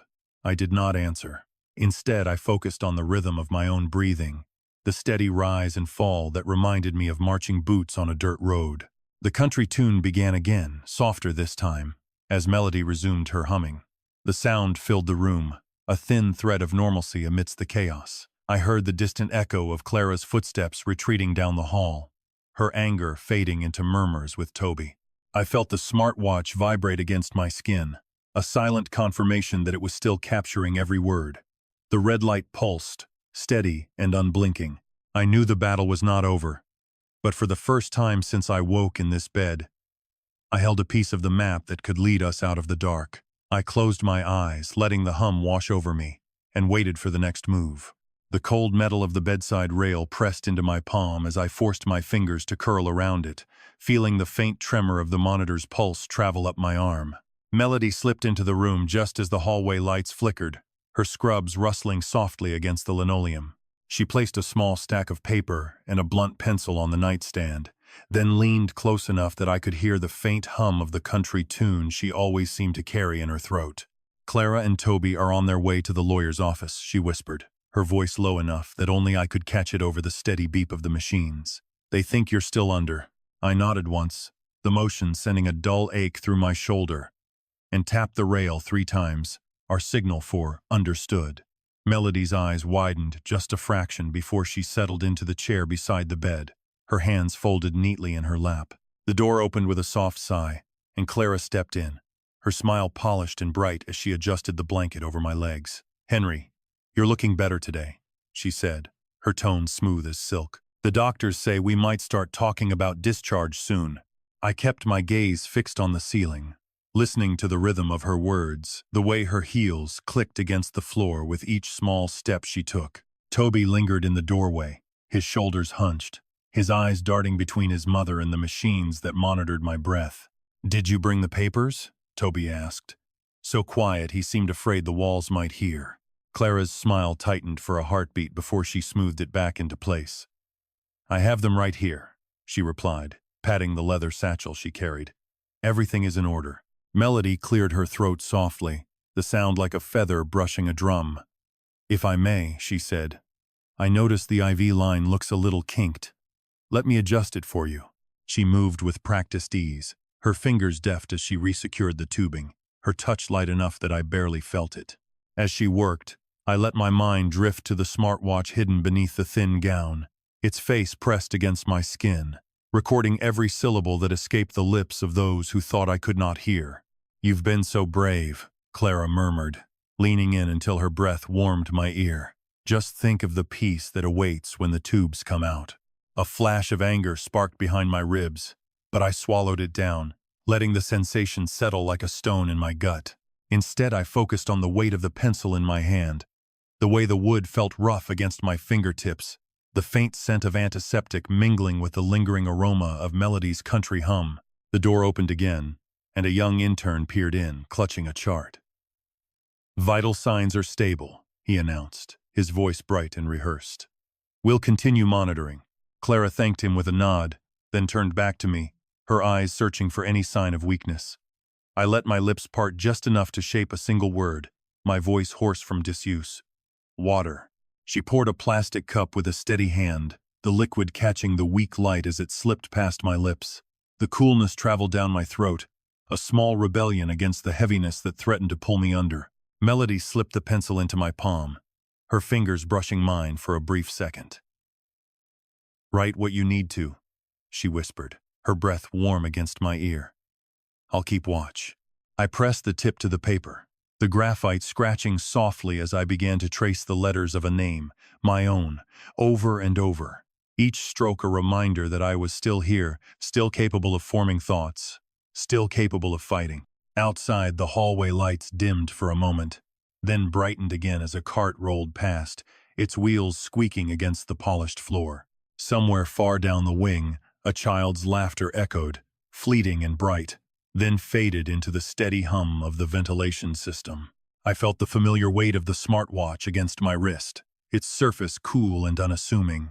Inside, the device was capturing more than sound. It was storing the cadence of Clara's voice when she spoke of pulling that bastard's tube. The eagerness in Toby's tone, as he whispered about the $2 million, the lawyer's calm assurance that the paperwork would look legitimate. A soft chime sounded from the watch, a reminder that its memory was nearing capacity. I glanced at Melody, whose eyes flicked to the device, then back to me. A silent question hanging in the air. She gave the tiniest nod, confirming that the recording was still active, still gathering the proof we needed. The door opened once more, and Clara re-entered, her expression now edged with impatience. "We need to move forward," she said, her voice losing some of its earlier sweetness. "The lawyer is waiting." I kept my gaze lowered, focusing on the pattern of the blanket's weave, the way the threads crossed and separated like a tiny maze. My fingers tightened around the pencil, the wood digging into my palm just enough to ground me.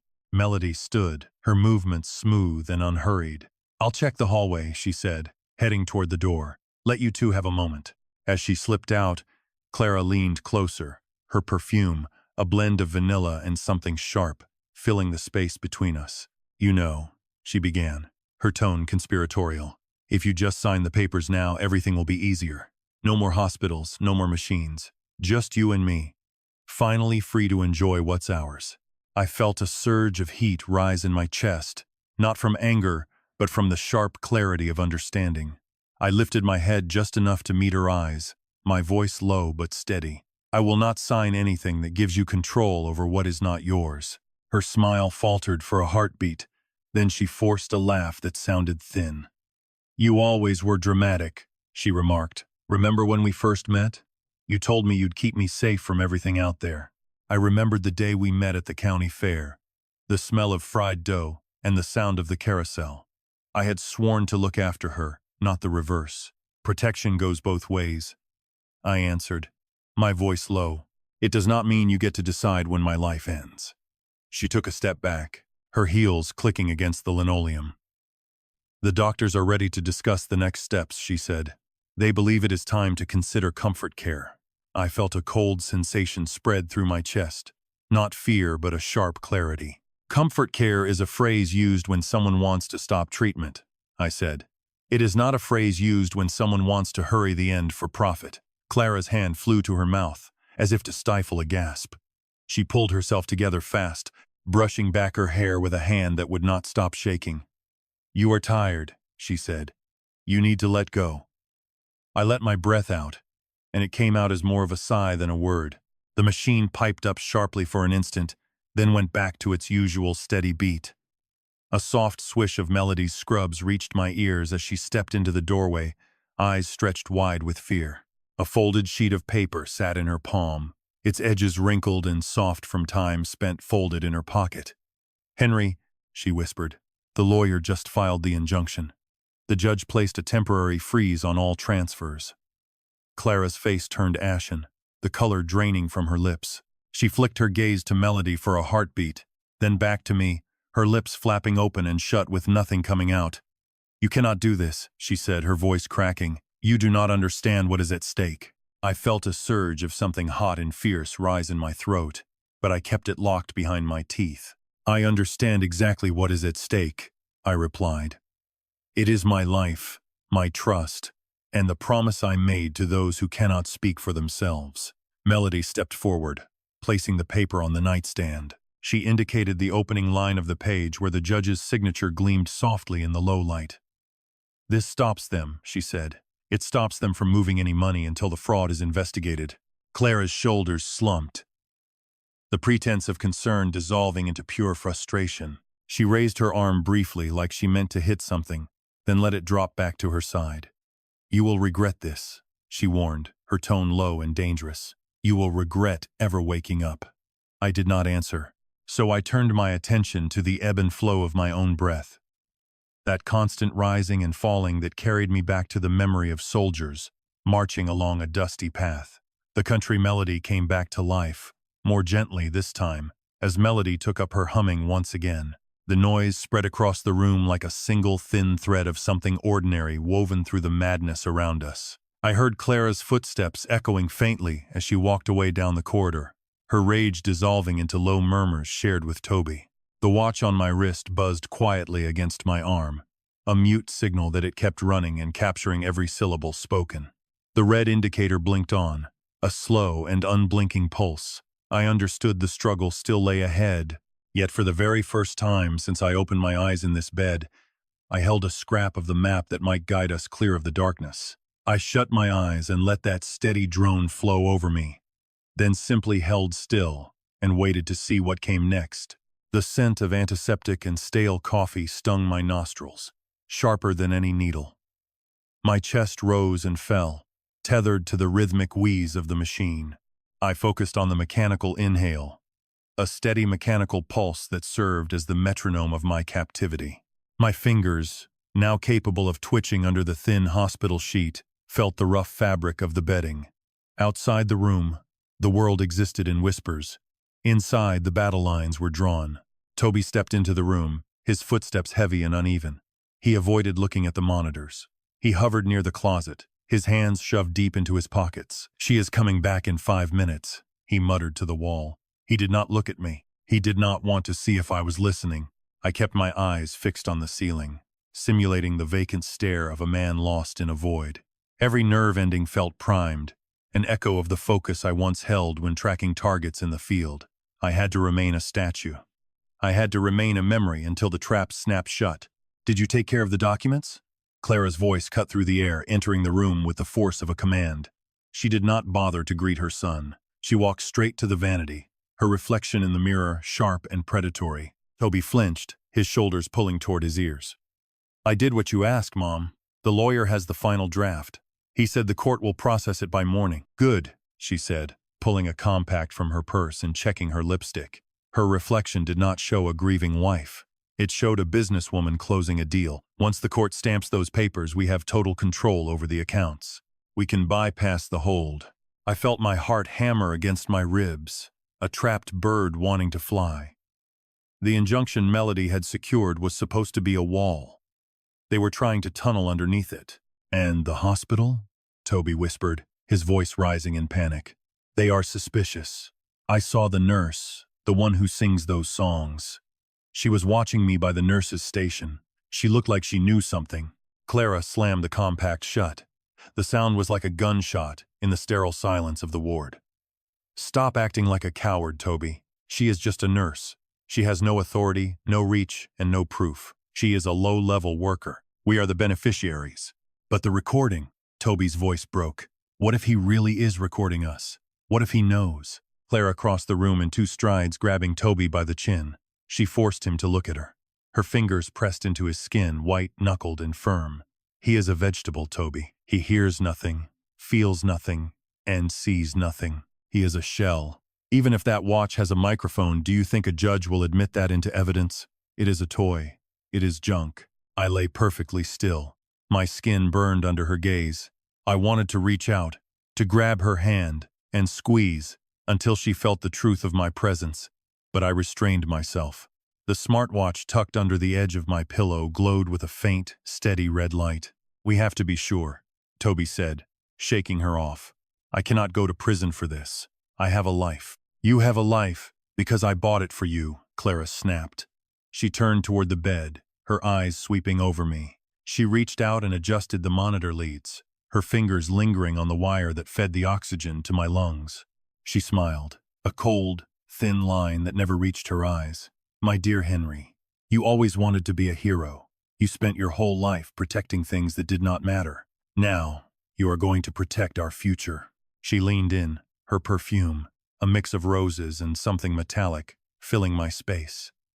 "It will be so quiet," she whispered. so softly that Toby almost missed it. No more bills to pay. No more doctors to appease.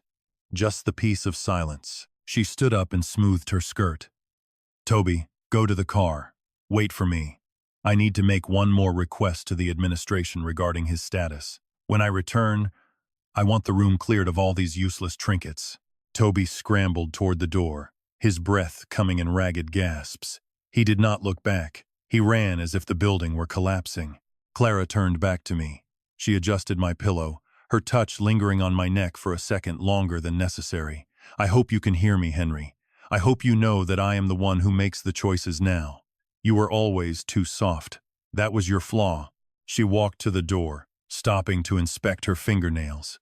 She seemed pleased. She seemed invincible. She did not see the way my index finger curled toward my palm, a tiny, deliberate motion of defiance. She did not see the slight tension in my jaw. The door clicked shut. I was alone.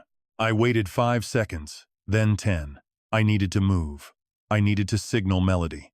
I tapped the sheet twice, the sound dull against the mattress. Once, twice, a pause, once. The rhythmic code we had developed felt like a lifeline. The door creaked open, but it was not Melody. It was Dr. Gable, the man who had notarized the forgery. He looked nervous, his tie undone, a stack of folders clutched to his chest. He looked around the room, ensuring no one else was present. "Mr. Mercer," he said, his voice a tremor. "I do not know if you are awake. I do not know if you can hear me." I did not move. I did not blink. I kept my breathing steady. He moved closer to the bed, checking the hallway through the small window of the door. "I did not know," he whispered, sweating profusely. "I did not know she was planning to end your life. She told me it was a standard estate planning issue. She lied to me. She used me." He opened his folder, revealing a stack of documents.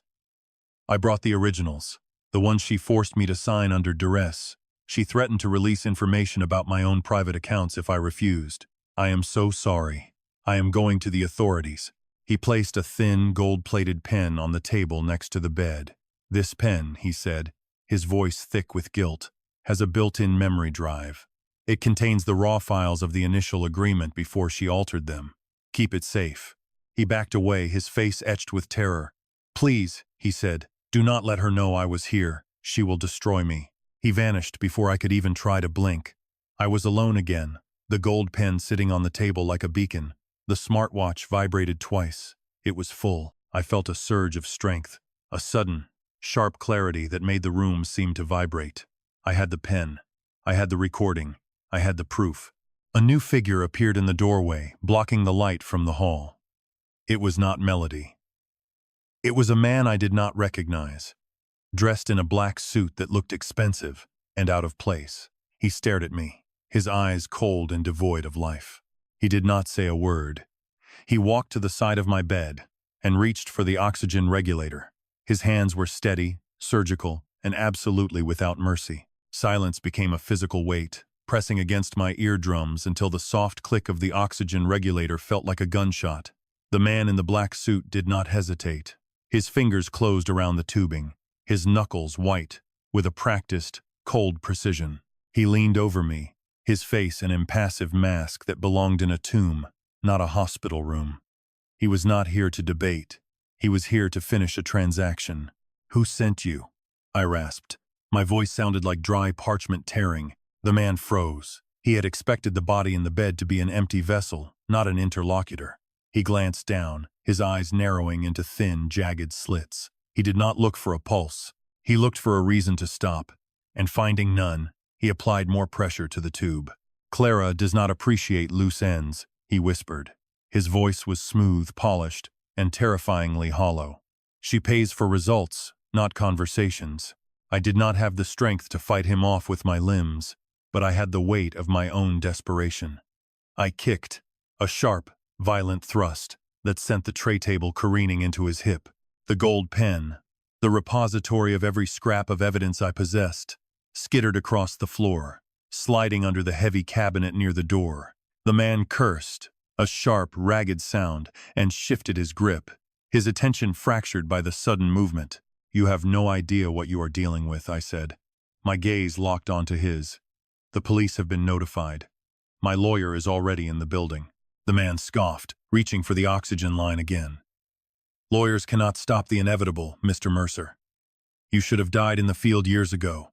It would have been a more honorable departure. Suddenly, the door swung inward, hitting the wall with a thunderous crack. Melody stood in the entrance, her hand pressed against the emergency alarm button.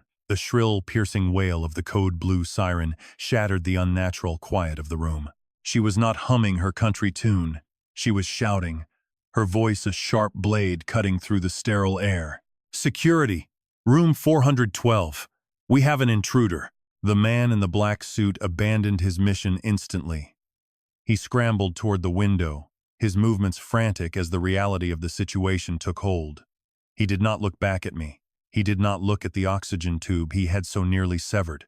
He vaulted over the ledge, disappearing into the shadows of the fire escape just as the heavy thud of boots pounded toward the room. Melody rushed to my side, her chest heaving, her hands trembling as she checked the integrity of the lines. "Henry? Oh, thank God. Are you hurt? Did he—" "The pen," I gasped, pointing toward the cabinet. "Under the cabinet. Do not let anyone else touch it." She saw the gold instrument on the floor, her eyes widening as she retrieved it and tucked it deep into her pocket. She leaned over and whispered, her voice barely audible, because the security guards were getting closer. "I heard him, Henry. I heard him mention Clara. We have to move you." "Now." "Not yet," I said, my pulse racing, the adrenaline burning through the fog of my recovery. "If we move now, she wins. We need the footage. We need her in this room." "She is downstairs with the administration," Melody said, wiping sweat from her forehead. "She thinks it is over. She thinks you are already gone." I forced a smile, a grim, jagged thing, then let her come up to verify the result. A moment later, Clara swept into the room, her face a carefully constructed mask of grief. She had practiced this expression for weeks, waiting for the precise moment to display it. Her eyes scanned the room, looking for the telltale signs of a successful hit. She looked at the oxygen regulator, then at my face, her pupils dilating as she saw that I was still breathing, still watching her. "What happened here?" she cried, her voice shrill, high, and entirely devoid of genuine sorrow. "I heard the alarm. I thought, oh, Henry, what have they done to you?" She rushed to the side of the bed, reaching for the tube, her fingers twitching with a frantic, lethal intent. "I need to fix this," she whispered, her voice low enough that the security guards near the door could not hear. "I need to silence the noise." "The noise is coming from your own head, Clara," I said. My voice was stronger now, bolstered by the sight of her mask slipping. She froze. Her hands, hovering inches from the oxygen valve, began to shake. She looked at the security guards, then back at me, her eyes darting around the room in search of an exit. "You," she hissed, her voice dripping with venom. "You were supposed to be silent. You were supposed to be dead." "I am a soldier, Clara," I said, my eyes tracking every twitch of her facial muscles. "I have learned that the hardest targets to kill are the ones who refuse to accept their own expiration date. You played a dangerous game, but you neglected the most basic rule of strategy. You never leave the objective half-finished." Clara stood up straight, her composure dissolving into a jagged, trembling rage. "You think this matters? You think a few words in a room will change the outcome? I have papers. I have legal status. I have everything you ever earned. You have a forged signature on a sheet of paper that is currently being scrutinized by the state prosecutor," I said. My words hit her like physical blows, causing her to stagger back toward the door. "And you have a gold pen sitting in the pocket of a woman who has witnessed every lie you ever told." Clara glanced at Melody, her face paling until she looked like a statue carved from limestone. She turned to flee, but the guards had already closed the gap, their hands resting on their holsters as they blocked the exit. "This is not over," Clara shrieked, her voice echoing off the sterile walls. "You have nothing. You are a sick, broken man." "I am a man who kept his eyes open," I replied, my gaze fixed on the security guards as they finally clamped handcuffs onto her wrists. She struggled, a wild, thrashing display of desperation that saw her hair come loose from its pins.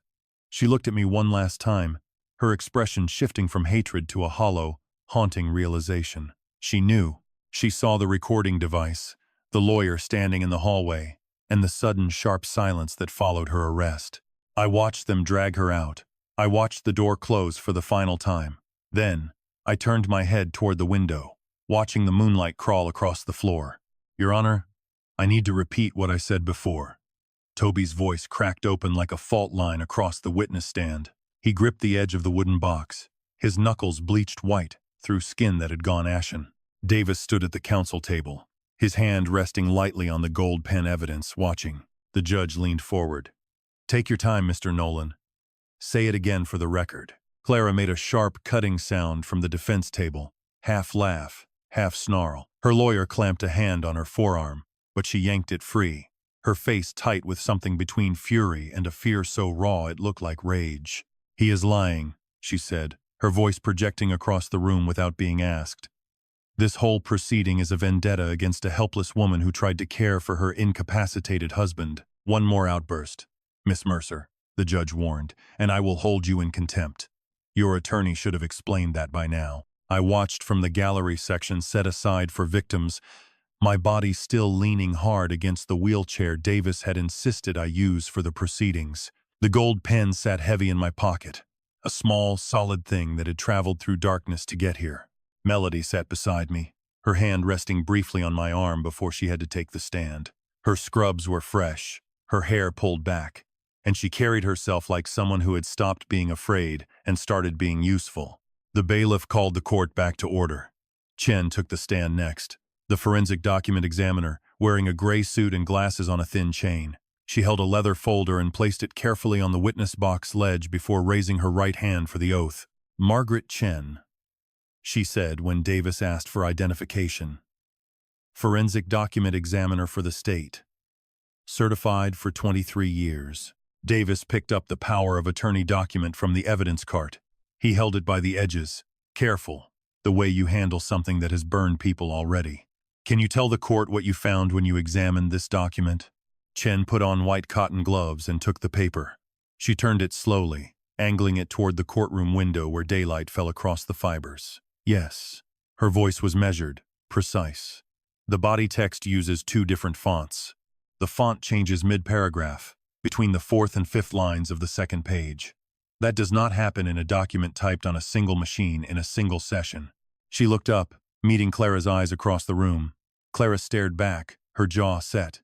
Additionally, the signature line shows compression artifacts consistent with digital insertion, and the notary stamp, Chen pointed with a gloved finger, overlaps text that should have existed before the stamp was applied.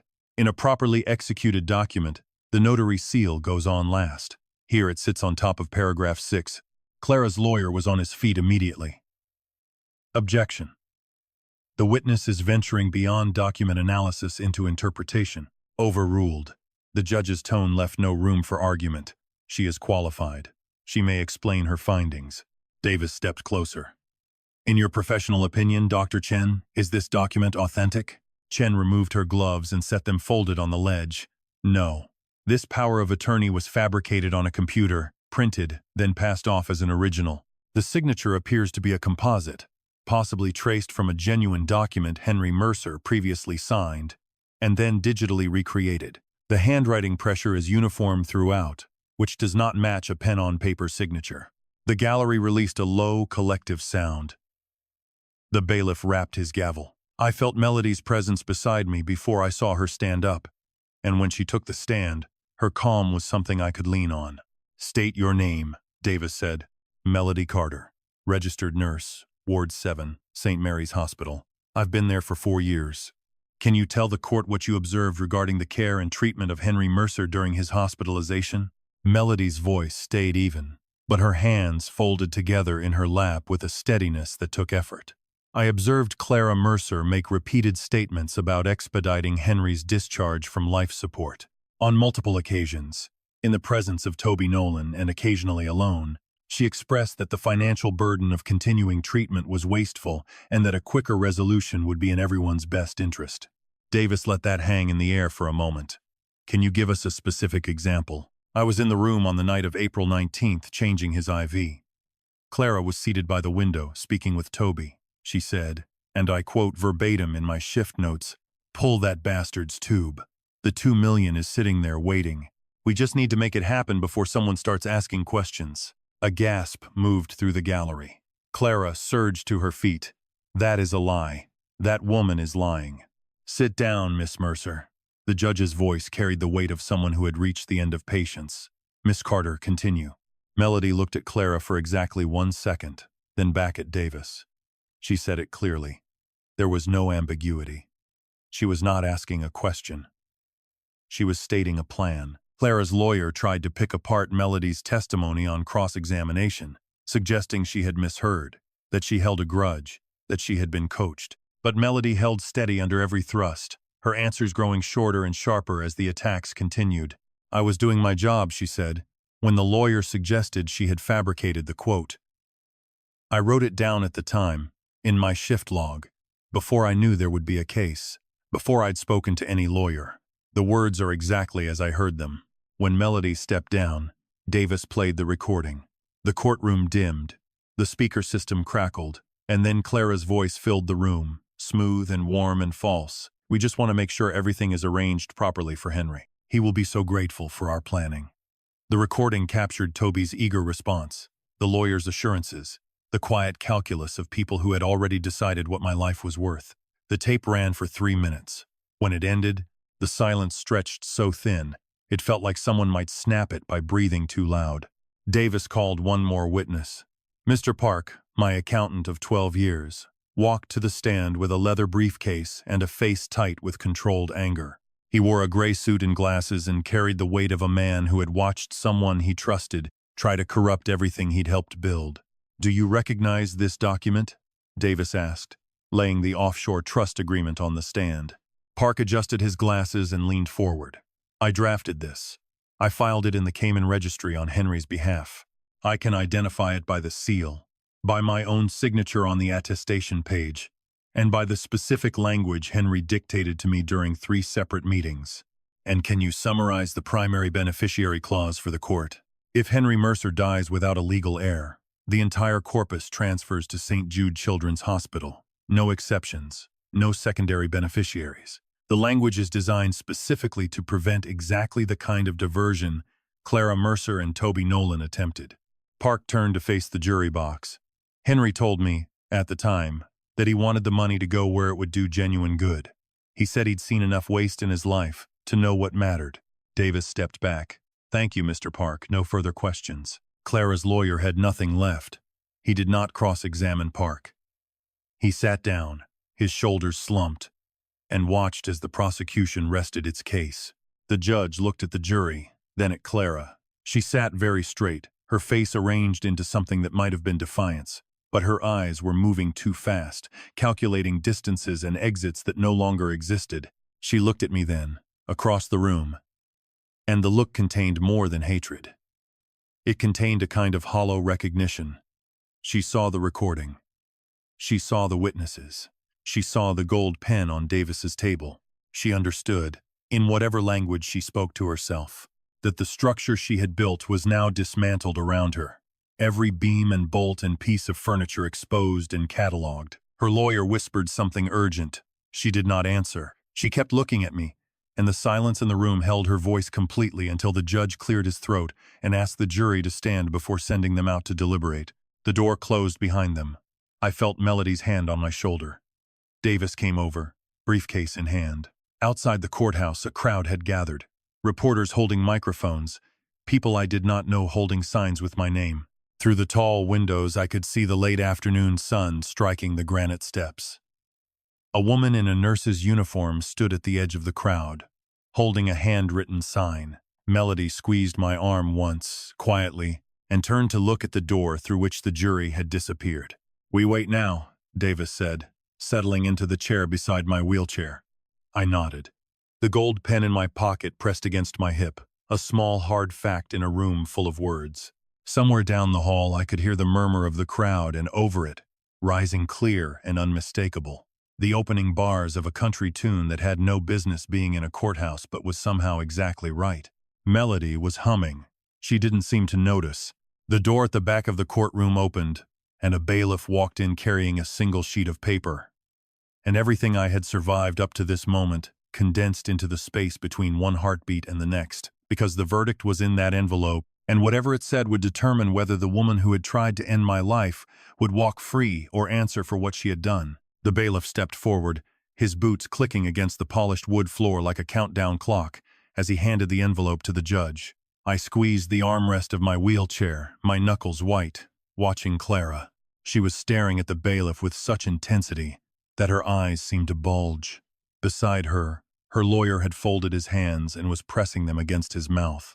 The air in the courtroom felt thin, sucked out of the room by the collective holding of breath. "The jury has reached a verdict," the judge announced, his voice steady. He opened the envelope, scanned the paper for a long moment, and then looked toward the defense table. Clara did not look at her lawyer. She looked at me. Her expression was no longer the mask of the concerned wife. It was raw, stripped of every ounce of the polish she had spent years applying. On the charges of conspiracy to commit fraud and attempted murder of Henry Mercer. "How do you find the defendant?" the judge asked. The foreman stood up. He was a man in his 50s with tired eyes. "We find the defendant, Clara Mercer, guilty on all counts." Clara did not scream. She did not weep. She simply collapsed into her chair, her body going limp as if someone had cut her strings. The courtroom erupted into a low rumble of whispers. Davis leaned toward me, his voice a low buzz near my ear. "It is over, Henry. The judge will set the sentencing date, but she is not going home today." "I want to hear it," I said, my voice raspy but clear. "I want her to look at me while he reads the remand order." "She will," Davis whispered. The judge pounded his gavel once. "Order. I will have order in this courtroom. The defendant is remanded to the custody of the county sheriff pending sentencing." Two deputies stepped forward, their presence immediate and heavy. They reached for Clara, whose arms were still folded tightly across her chest. She stood up slowly, her gaze fixed on the floor, and then, just as she reached the edge of the defense table, she whipped her head around toward me. "You think this is justice?" Clara hissed, her voice vibrating with a frantic, serrated edge. "You think you won because you have a recording and a nurse who likes to sing?" "I think the truth is a heavy thing to carry, Clara," I said, meeting her eyes. "You spent years trying to bury it. Did you really think it would stay underground?" "I spent years making sure you had a life worth living," Clara shouted, the deputies tightening their grip on her elbows. "I made sure you had the house, the standing, the respect. Do you have any idea what it cost to maintain that? Do you have any idea what it took to keep your world from falling apart?" "You didn't keep it from falling apart," I said, my voice cold. "You were the one tearing the floorboards out from under me to fill your own pockets."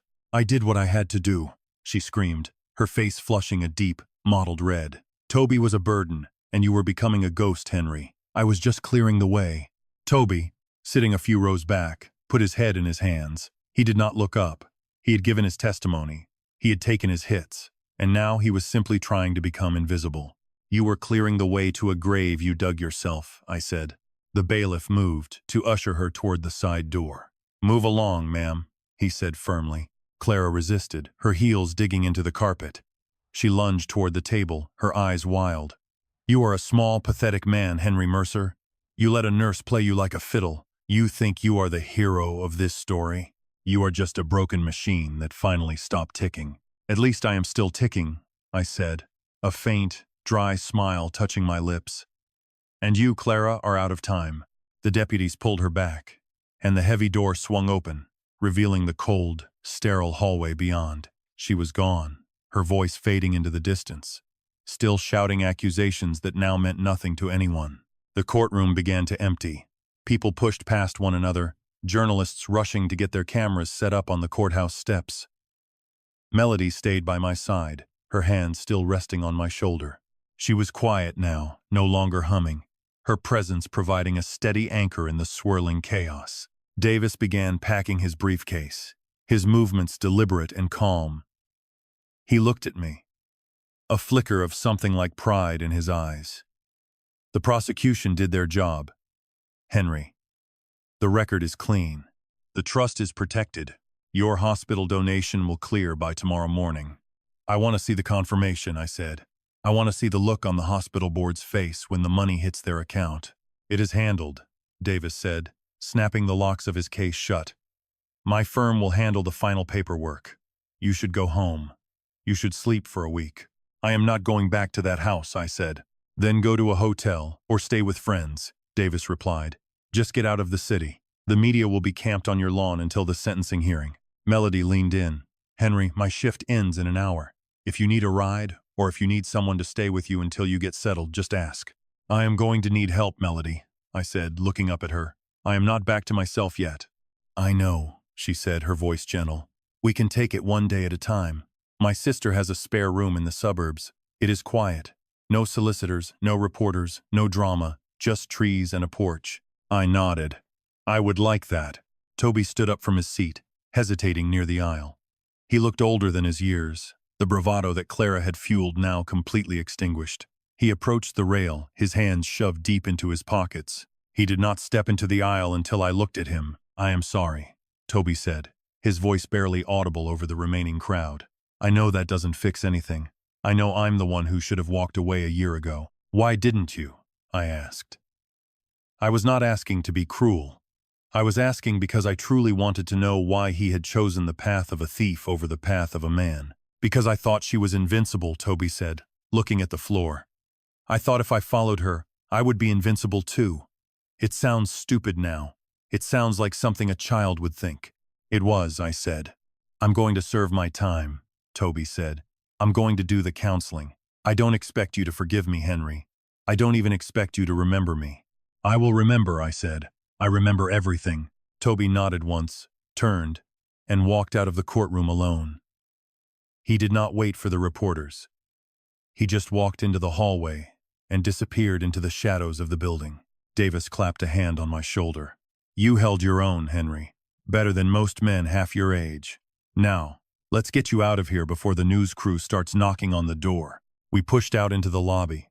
The air was loud with the sound of cameras and the aggressive questioning of reporters. I kept my head down, Melody guiding my chair through the sea of microphones. We reached the side exit, a small, unassuming door that led to a loading dock. As the door swung open, the cool evening air hit my face. It smelled of rain and pavement, a simple, honest smell. I took a deep breath, feeling the weight of the last few months finally beginning to lift. I looked at Melody, who was busy checking her phone to see if the road was clear. You did it, she whispered. We did it, I corrected. We reached the car, and Melody helped me slide into the passenger seat. My legs were still weak, a reminder of the months I had spent as a prisoner in my own body, but I could move them. I could feel the texture of the seat, the temperature of the air, the vibration of the engine as Melody turned the ignition. We drove away from the courthouse, leaving the glare of the lights and the noise of the trial behind us. I looked out the window as we turned onto the main road. The city lights began to blur as we picked up speed, the skyscrapers giving way to the sprawling suburbs. Where to? Melody asked, keeping her eyes on the road. Take me to the office, I said, a sudden thought occurring to me. I want to see the transfer record before I go anywhere else. It's late, Henry. The office is closed. Then we will sit in the parking lot and wait until the morning light hits the glass, I said. I want to be there when that money moves. Okay, Melody said, her tone softening. Whatever you need. She reached out and turned on the radio. A song began to play. Something soft and melodic. The kind of music that doesn't demand anything from the listener. It wasn't country. It was something else.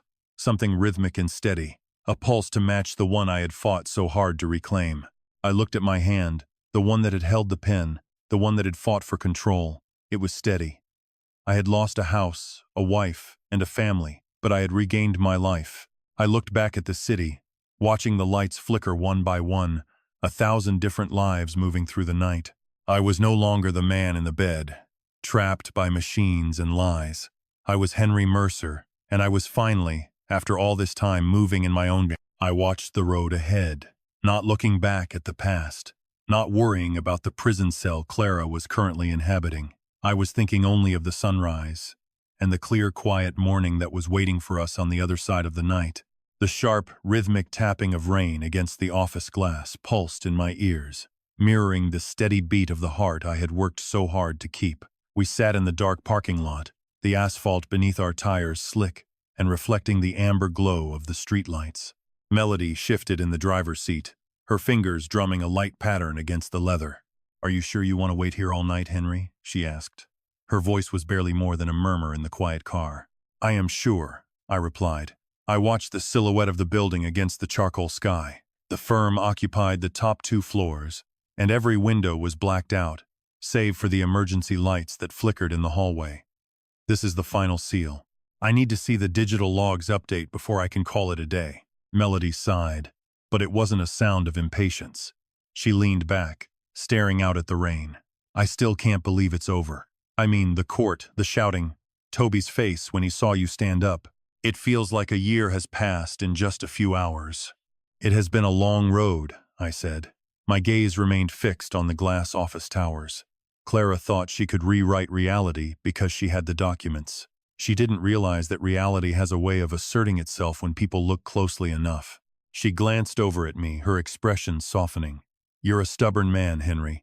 Most people would have just given up the moment they realized they couldn't speak. Giving up is a luxury I never learned to afford, I said, my voice steady. I spent too long in places where silence was the only thing that kept you breathing.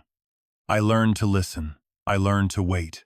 I reached into my coat pocket and pulled out the gold pen Dr. Gable had surrendered.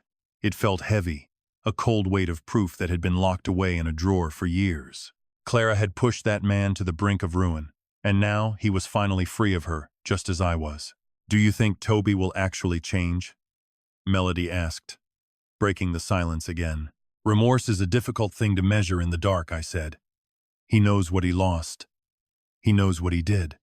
Whether he builds something better from the wreckage is entirely up to him now. I have no more part in his story. And Clara? She is in a place where no amount of money or forged paper can bribe the guards, I said, my voice devoid of malice. It was merely a statement of fact. She will have plenty of time to rethink her definition of success. We sat for a long time, the rain washing away the dust of the city. I felt the stiffness in my neck, a lingering souvenir from the weeks of rigidity, but I ignored it. I watched the clock on the dashboard, 2 in the morning, 3 in the morning. As the first gray threads of dawn began to bleed through the horizon, the lights in the top floor of the firm suddenly shifted. A warm yellow glow filled the office suite. Look, Melody said, her posture straightening instantly. I squinted. Through the reinforced glass, I saw a figure move near the central console, the night custodian, or perhaps a clerk starting an early shift. The server room lights blinked green. That's it, I whispered. My pulse accelerated. The notification should be hitting the bank server right now. I pulled out my phone and tapped the screen. The secure app, the one Davis had insisted I install, displayed a series of scrolling green lines. One by one, the status markers changed from pending to authorized. The transfer of the $2 million to the hospital foundation was complete. No more trusts, no more schemes, no more fear. I exhaled, the sound loud in the enclosed space of the car. I had been holding that breath for months. Is it done? Melody asked, leaning closer to see the screen. It is done, I said. I switched the phone off and placed it on the console. What now, Henry? You have a clean slate. I looked at the building, then back at the road that led out of the city. There was a small house near the coast I had purchased years ago. A place where the air always smelled of salt and the sound of the ocean drowned out the ghosts of the past. I hadn't been there in a decade. Now, I said, we drive. Melody put the car in gear. As we pulled out of the parking lot and turned toward the highway, I saw the city lights in the rearview mirror shrinking until they were nothing more than faint, distant embers. My phone buzzed on the seat, a late notification from a news outlet covering the trial, but I didn't reach for it. I didn't care about the headlines anymore. Hey, Melody said, reaching over to turn up the radio. A familiar, soft country melody drifted through the speakers, the same tune she used to hum to herself in my hospital room. I leaned my head back against the seat and closed my eyes, letting the rhythm of the road lull me into a state of quiet focus. The car sped up, merging into the rhythm of the early morning traffic. We were leaving the noise behind. I felt the engine humming beneath me, a steady, mechanical heart. I was finally moving in my own direction, with no one to report to and nothing left to prove. Suddenly, the radio cut to static. A man's voice, distorted and urgent, broke through the music, announcing a breaking update from the prison complex where Clara was being held. I reached out to change the station, but Melody stopped me. Wait, she said, her voice tight. Listen to this. The announcer spoke clearly. Authorities are reporting a major security breach at the state facility.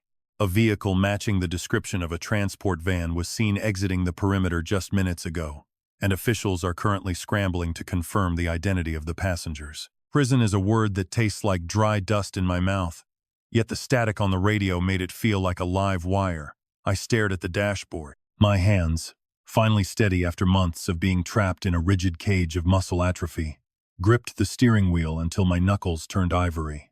The header read "Important package." "Are you certain it was her transport?" I asked, my voice cutting through the hum of the tires.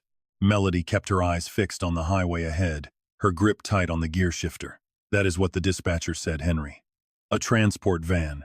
The timing matches the facility's shift change. This was no accident. Dung this they it. Sounds more disjointed." I turned my head.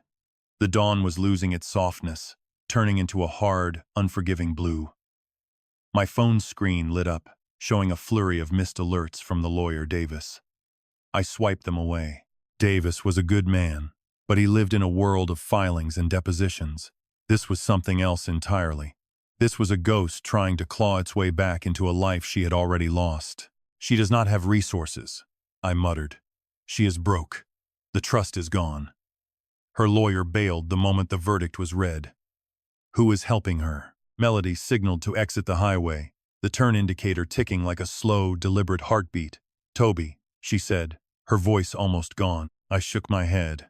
"Toby is terrified. He has been begging for mercy since the day he took the stand. He would not risk his probation to break his mother out of a state facility. He knows it would land him in a cage for 20 years. We pulled into a deserted gas station. The pump nozzles hung like dead vines. I checked the rear window. No headlights followed us. No black SUVs lurked in the distance. The world was quiet, but it was the kind of quiet that precedes a storm. I grabbed my bag from the floorboard. Inside, the gold pen I had retrieved from the notary still felt cold and heavy. It was a relic now, a reminder of the lies Clara had spun, but also the key that had locked her away. "Bah, it was too high. We need to keep moving," I said. "If she is out, she will come for the one thing she thinks is left." "Which is?" Melody asked, her brow furrowed. "Me," I said. "She does not care about the money anymore. She thinks I am the reason she lost her status, her home, and her life. She is not running to get away, Melody. She is running to settle a debt." I stepped out of the car, the cool morning air biting at my lungs. It felt good to breathe without the help of a tube. I looked toward the coast. The horizon line was sharp, slicing the sky in two. Somewhere out there I had a sanctuary, but I realized now that no place was truly silent when the past had a set of keys and a grudge. "Wait," Melody said, standing by the passenger door. She pointed at the side mirror. A cloud of dust was rising from a dirt road about half a mile behind us. It was moving too fast to be a truck. It was low, black, and relentless. I felt a surge of cold clarity. The fog of the hospital, the confusion of the trial, the exhaustion of the last few weeks, all of it vanished. I was back in the infantry. I was back in the position of knowing exactly what a target looked like when it was closing in. "Get in," I commanded. "Henry, what is that?" "That," I said, sliding into the seat and slamming the door, "is the last mistake Clara Mercer is ever going to make." "Fine. No changes needed." I reached into the back seat and grabbed the small hard-shell case I had taken from the house before we left. I didn't open it. I didn't need to. I knew the weight of it. "She has someone driving," Melody said, her knuckles turning white. "I can see a silhouette in the passenger seat." I checked the side mirror again. The black vehicle gained ground, its headlights flashing in a rhythmic, aggressive strobe. It was a challenge. A signal. "Is it Toby?" Melody asked. "No," I replied, my eyes locked on the darkening road ahead. "Toby couldn't drive like that to save his life. That is someone who enjoys the hunt." I felt a vibration in my pocket. My phone. A new message. No number, just text. The screen flickered, light dancing on my palms. I read the words, and for the first time since leaving the hospital, I felt a grim smile pull at the corners of my mouth. The message read, "Nowhere to run, Henry." I did not reply. Instead, I reached over and popped the glove box open. I pulled out the small black digital recorder we had used in the courtroom. It was a backup, something Davis had insisted I keep. I pressed the play button. The audio quality was crisp, capturing the final moments of the trial, the judge's gavel, and Clara's voice as she was led away. I looked at Melody. "Can you take the old logging road toward the overlook? That leads to a dead end near the cliff," she warned. "I know," I said, "and that is exactly where we need to be." The black car surged forward, pulling alongside us. I could see the window rolling down, the metal glinting in the pale light. A face appeared. It was not Clara. It was a man, face obscured by a balaclava, eyes narrowed in focus. He held something in his hand, a heavy, dull piece of steel that caught the rising sun. "Hold on," I said, bracing my feet against the floorboards. The man leaned out, aiming for the tire. I did not flinch. I waited until his shadow fell over our door, until I could smell the ozone of his exhaust. Then, I reached out, grabbed the wheel, and jerked it hard toward the encroaching car. Our fender clipped his rear bumper, a shriek of tearing metal filling the air. He swerved, his tires spraying gravel, his car sliding sideways toward the ravine. "Get back on the road," I shouted as our car jolted, the suspension groaning under the strain of the uneven dirt track. The black sedan behind us recovered with alarming speed, its driver clearly unbothered by the sheer drop just a few feet away. I gripped the door handle, feeling the grit of the road beneath our wheels. The overlook was only a few hundred yards ahead. "Henry, he's not slowing down," Melody said, her eyes darting between the road and the rearview mirror. "Keep the speed steady," I replied, keeping my eyes locked on the narrow passage ahead. "We need to lure him into the narrowest part of the turn." The man in the black car accelerated, his engine roaring with a predatory intensity. He was close enough now that I could see the reflection of our taillights in his windshield. He swerved, attempting to pull alongside, his car frame scraping against ours. The sound of metal grinding against metal set my teeth on edge. "He is going to ram us," Melody cried, her grip tightening on the wheel. "Not yet," I said, my voice steady, pulling from the discipline of years spent in the service. "He wants to push us over. He wants us to crash on our own terms." The black sedan surged, its front bumper slamming into our rear quarter panel. The jolt snapped my head forward, but I didn't lose focus. I reached into the floorboard and grabbed the heavy hard-shell case I had taken from the house. I flicked the latches open, revealing the dense array of legal files and the gold pen Mr. Gable had surrendered. "What are you doing?" Melody asked, her voice tight with panic. "I am securing our future," I shouted back. "Hit the brakes when I tell you. Exactly when I tell you." The sedan pulled alongside us once more, the driver leaning out of his window, his hand gripping something that glinted in the morning light, a serrated blade. He was laughing, a high-pitched, manic sound that cut through the roar of the wind. "Now," I commanded. Melody slammed the brake pedal. Our car nosedived, the tires locking and leaving long black scars on the dirt. The black sedan, caught off guard by our sudden deceleration, overshot the narrow passage. The driver's eyes went wide, his hands flailing as he tried to get back in control. His car veered toward the cliff edge, the momentum carrying him far beyond the safety of the path. With a sickening crunch of chassis against rock, the sedan flipped, tumbling once before sliding to a halt, teetering precariously over the ravine. Dust billowed, choking the air. I lunged for the door handle before the car had fully stopped moving. "Stay here," I told Melody. "Henry, no, he's armed," she pleaded. But I was already out, my boots hitting the dirt. I walked toward the wreckage. The sedan was a mangled mess of twisted steel and shattered glass. The driver was groaning, his head lolling against the deployed airbag. Melody surged onto the main road, the engine screaming as she pushed it to the limit. He squinted up at me, his hand reaching for the knife that had fallen near his seat. "Don't," I said, my voice cold enough to freeze the heat rising from the engine. "You are done, son." He coughed, blood staining his teeth. Clara," she said. "You are just an old man." "Clara underestimated everything," I said, leaning down to grab the knife, tossing it deep into the ravine. "Where is she? Where is the extraction point?" "Go to hell," he wheezed. I looked at the car, then at the ravine, and finally back at the man. "I have already been to hell. I lived in it for 3 months while she whispered about pulling my oxygen line. You think I am afraid of a man who drives a stolen sedan?" I turned back to our car, where Melody stood, her phone to her ear. She looked pale, her hand trembling. "The police are 10 minutes out," she whispered, her voice barely audible over the wind. I looked at the driver, who had slumped into unconsciousness. My heart beat with a slow, steady rhythm. The offshore trust had been safely moved. The fraud was documented. My wife was in a cell, and her final attempt at a hit had ended in a pile of scrap metal. Did you hear him say anything else? Melody asked, joining me at the cliff's edge. He doesn't have to, I replied, looking out at the expanse of the ocean.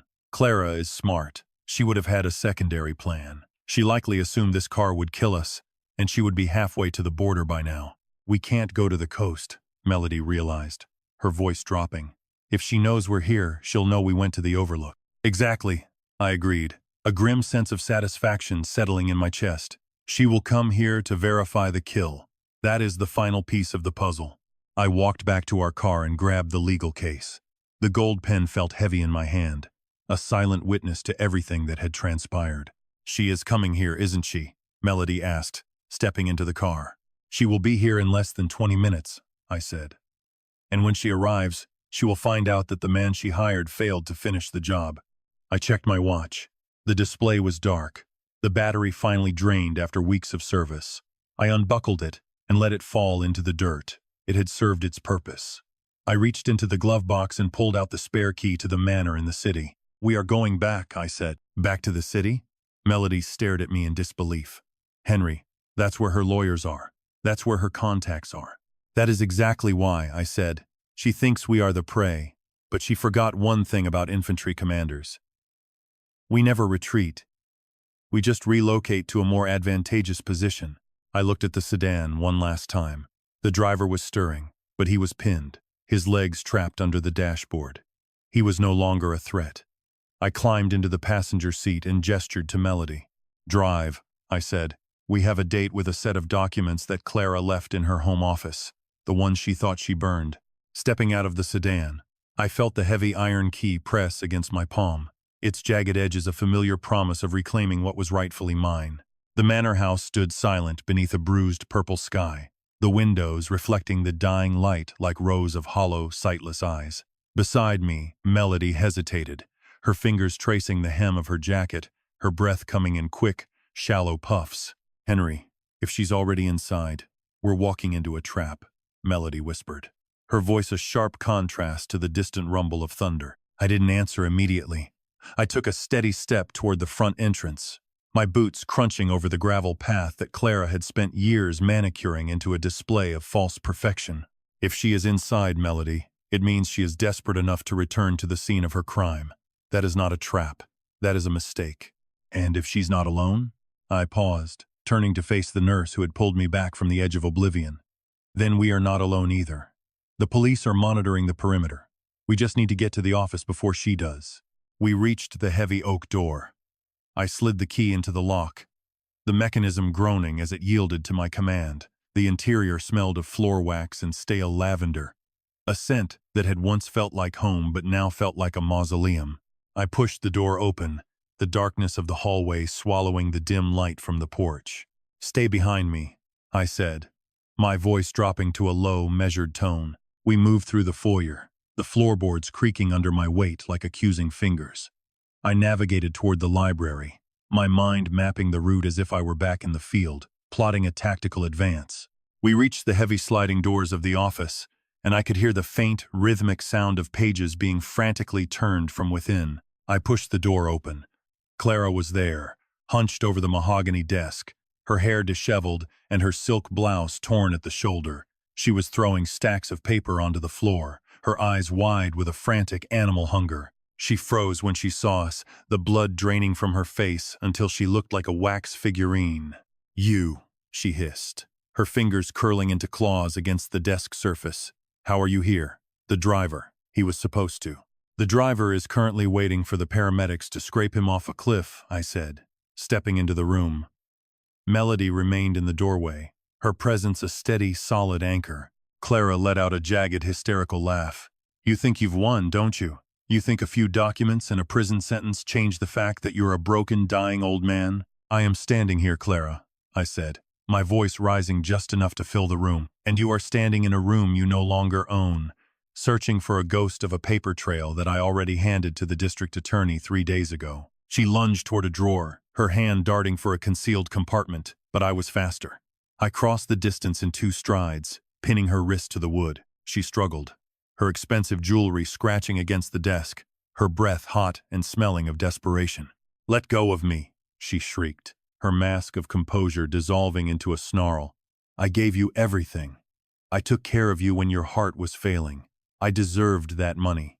"You didn't take care of me," I said, tightening my grip. "You were waiting for me to stop breathing so you could sign my name to a ledger. You didn't care about a husband. You cared about a $2 million trust that you were never entitled to in the first place."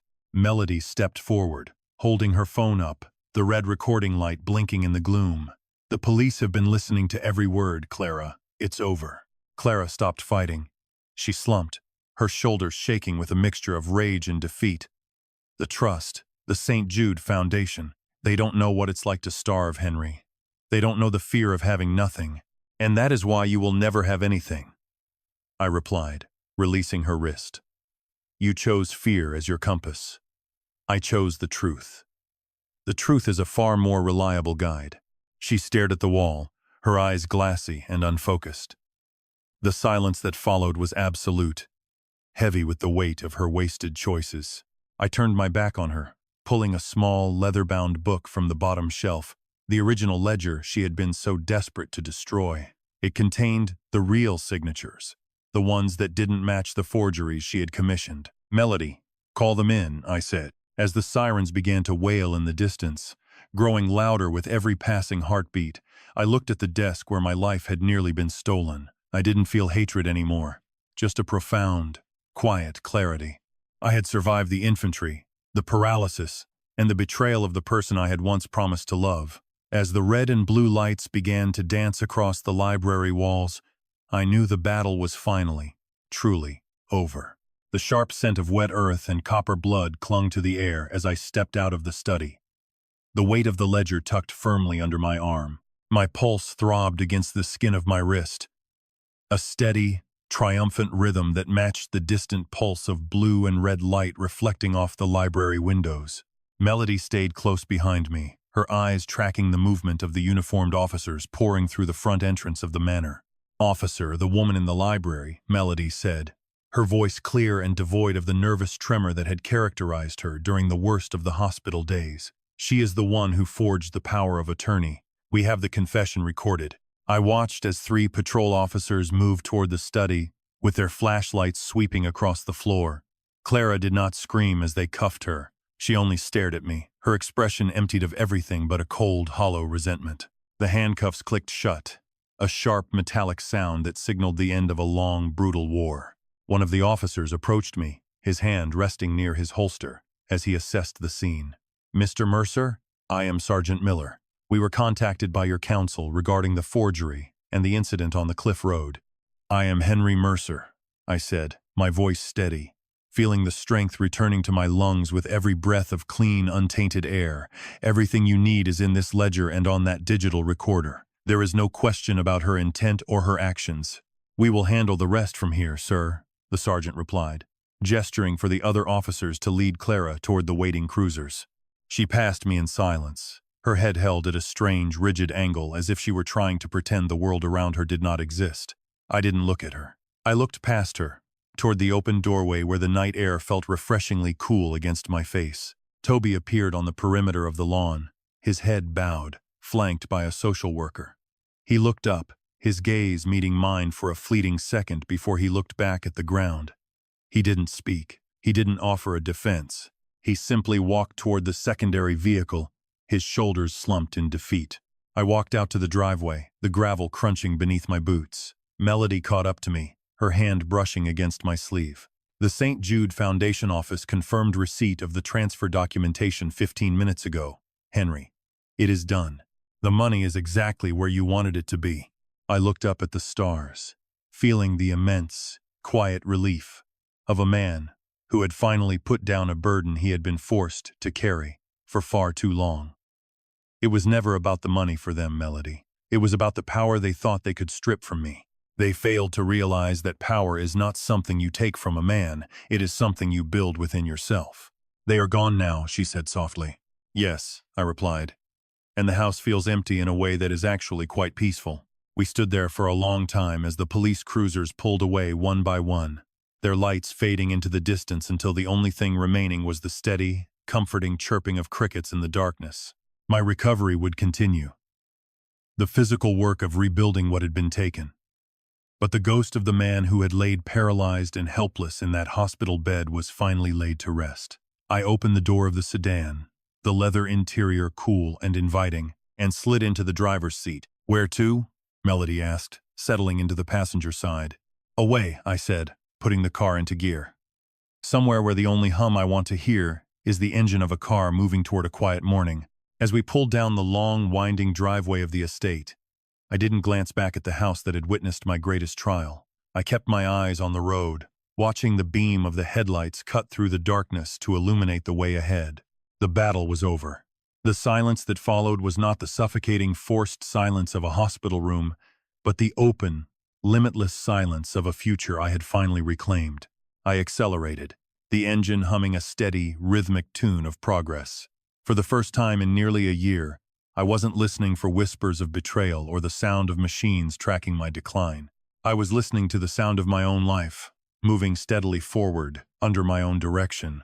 The headlights swept across the tree line as we turned onto the main road, and for the first time that evening, I let myself breathe. Not the shallow, careful breaths I'd been taking since I placed that recorder in the hall table, but the deep, unmeasured kind that make your ribs ache and your eyes water. Henry reached across the console, his hand finding mine in the dark.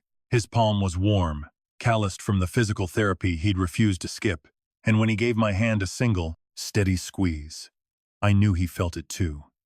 The wire that had been pulled tight between us, forged in anger, tightened by necessity, was finally beginning to loosen. I watched the estate shrink in the rearview mirror until the iron gates were swallowed by the curve of the road. 18 months of planning. 18 months of meeting in parking garages, of encrypted messages sent at 2 in the morning, of learning to lie to people I loved and accept lies from people I'd trusted. I had helped break a family apart. I had watched a child's shoulders collapse under a weight no 12-year-old should carry. And I had told myself it was justice. It was necessary. It was the only way to get Henry back from the dead. But as the city lights began to appear on the horizon, I realized the dead don't come back. Not really. The Henry sitting beside me was whole, yes. He was breathing on his own, walking without a cane, speaking without that terrible labored pause, splitting his sentences in half. But the ghost in the passenger seat, the version of him that had been built in that hospital room, the one who'd learned to find strength in stillness, was someone I would never stop mourning. We had won. We had torn the architecture of their cruelty down brick by brick. But I stood in the ruins, and I was not the same person who had helped build the explosives. I thought about the social worker's car that had fallen back a few blocks behind us. Toby. I should have looked at him when he glanced up. I should have found a way to let him know that the world hadn't ended, that there were still people who would not let him vanish into the system. But I hadn't. I'd looked past him, at Henry, at the exit, at the finish line. And that was the real cost of the thing we'd done.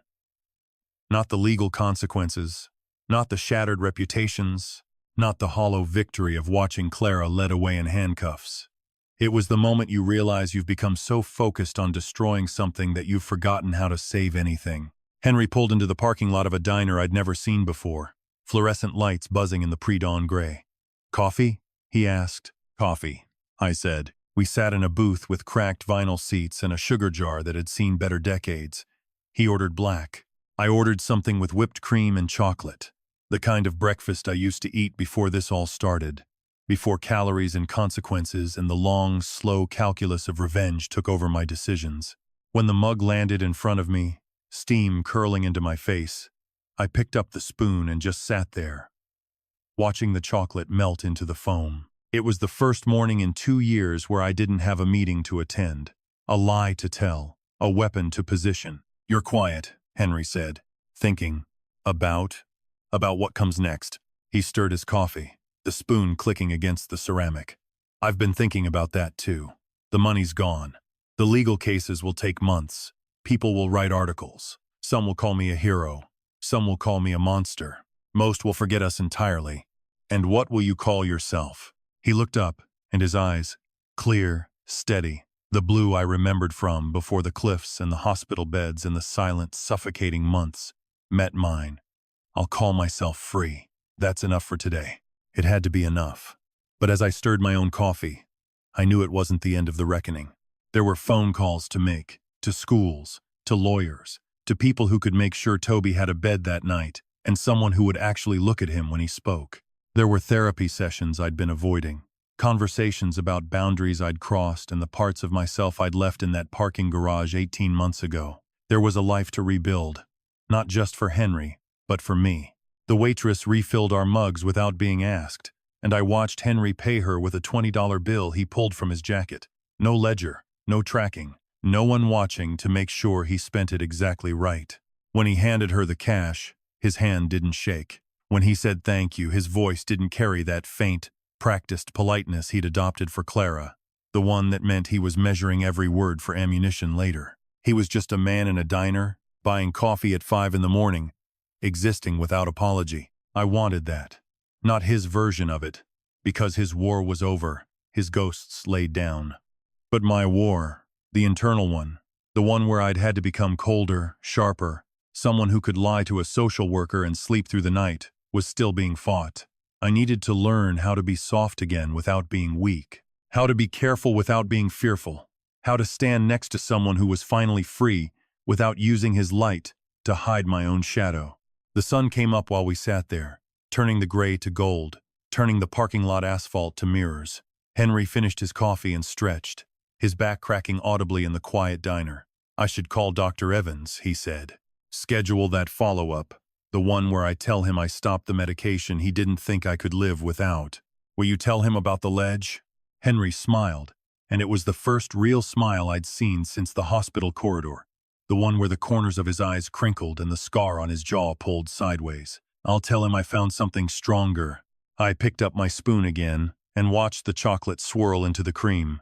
Outside, a truck rumbled past, heading somewhere with purpose. Somewhere ahead of us, Toby was waking up to a room he didn't know, surrounded by strangers, carrying a grief he couldn't name. Somewhere, Clara was sitting in a holding cell, realizing that the power she'd hoarded had always been an illusion. And here we were, two people who had spent a year dismantling a kingdom, sitting in a diner at sunrise, trying to figure out how to be human again. I took a sip of coffee. It was too sweet. It was perfect. When Henry stood up to leave, I followed him to the door, my boots echoing on the linoleum. The air outside was cool and clean, and for the first time in months, I didn't check the perimeter before I stepped onto the sidewalk. I didn't scan the parking lot for threats. I didn't calculate escape routes or rehearse alibis. I just walked, my hand in my pocket, the sun on my face, listening to the sound of a new day beginning without any strings attached. Henry held the car door for me, old-fashioned and unnecessary, and exactly the kind of thing he would do when he was trying to remember how to be gentle. I slid into the passenger seat, and as he walked around to the driver's side, I looked up at the sky. It was wide and blue and completely indifferent to the wreckage we'd left behind. And I thought about all the people out there, driving to jobs they hated, going home to silences they couldn't fill, carrying stories they were afraid to tell. I thought about how many of them were waiting for permission to stop fighting, to put down the weight, to turn the engine towards something that wasn't just survival. The car door opened, and Henry settled behind the wheel. He didn't ask where I wanted to go, he just started the engine and pulled onto the road, heading east toward the sunrise. I rolled down my window, let the wind tangle my hair, and felt the hollow space inside my chest begin to fill. Not with victory, not with closure, but with the simple, terrifying, beautiful possibility of whatever came next. If you've ever carried something heavy enough to change the shape of your shoulders, you know exactly how this silence feels. If you haven't, if you're still holding on, still fighting a war nobody else can see, I hope you find someone who drives you toward the morning without asking for directions. Break the sentence more clearly. Henry spent 18 months learning that survival doesn't mean staying armored forever. The narrator spent the same time discovering that strength isn't the same thing as hardness, and that healing doesn't look like erasing the damage. It looks like choosing, slowly and imperfectly, to trust the morning again. The diner scene says what therapy often can't. Freedom isn't a finish line. It's the small, unguarded moment when you hand a waitress $20 without tallying the cost, when you walk outside without scanning for threats, when you let someone else drive toward the sun and don't demand to hold the map. These aren't grand gestures. They're the quiet rebellions of people who have decided to stop surviving and start living. You don't need a victory parade or a clean break from your past to begin. You just need one morning where you decide the hollow space in your chest might eventually fill with something other than armor. How many of us are still holding our breath, waiting for permission to exhale?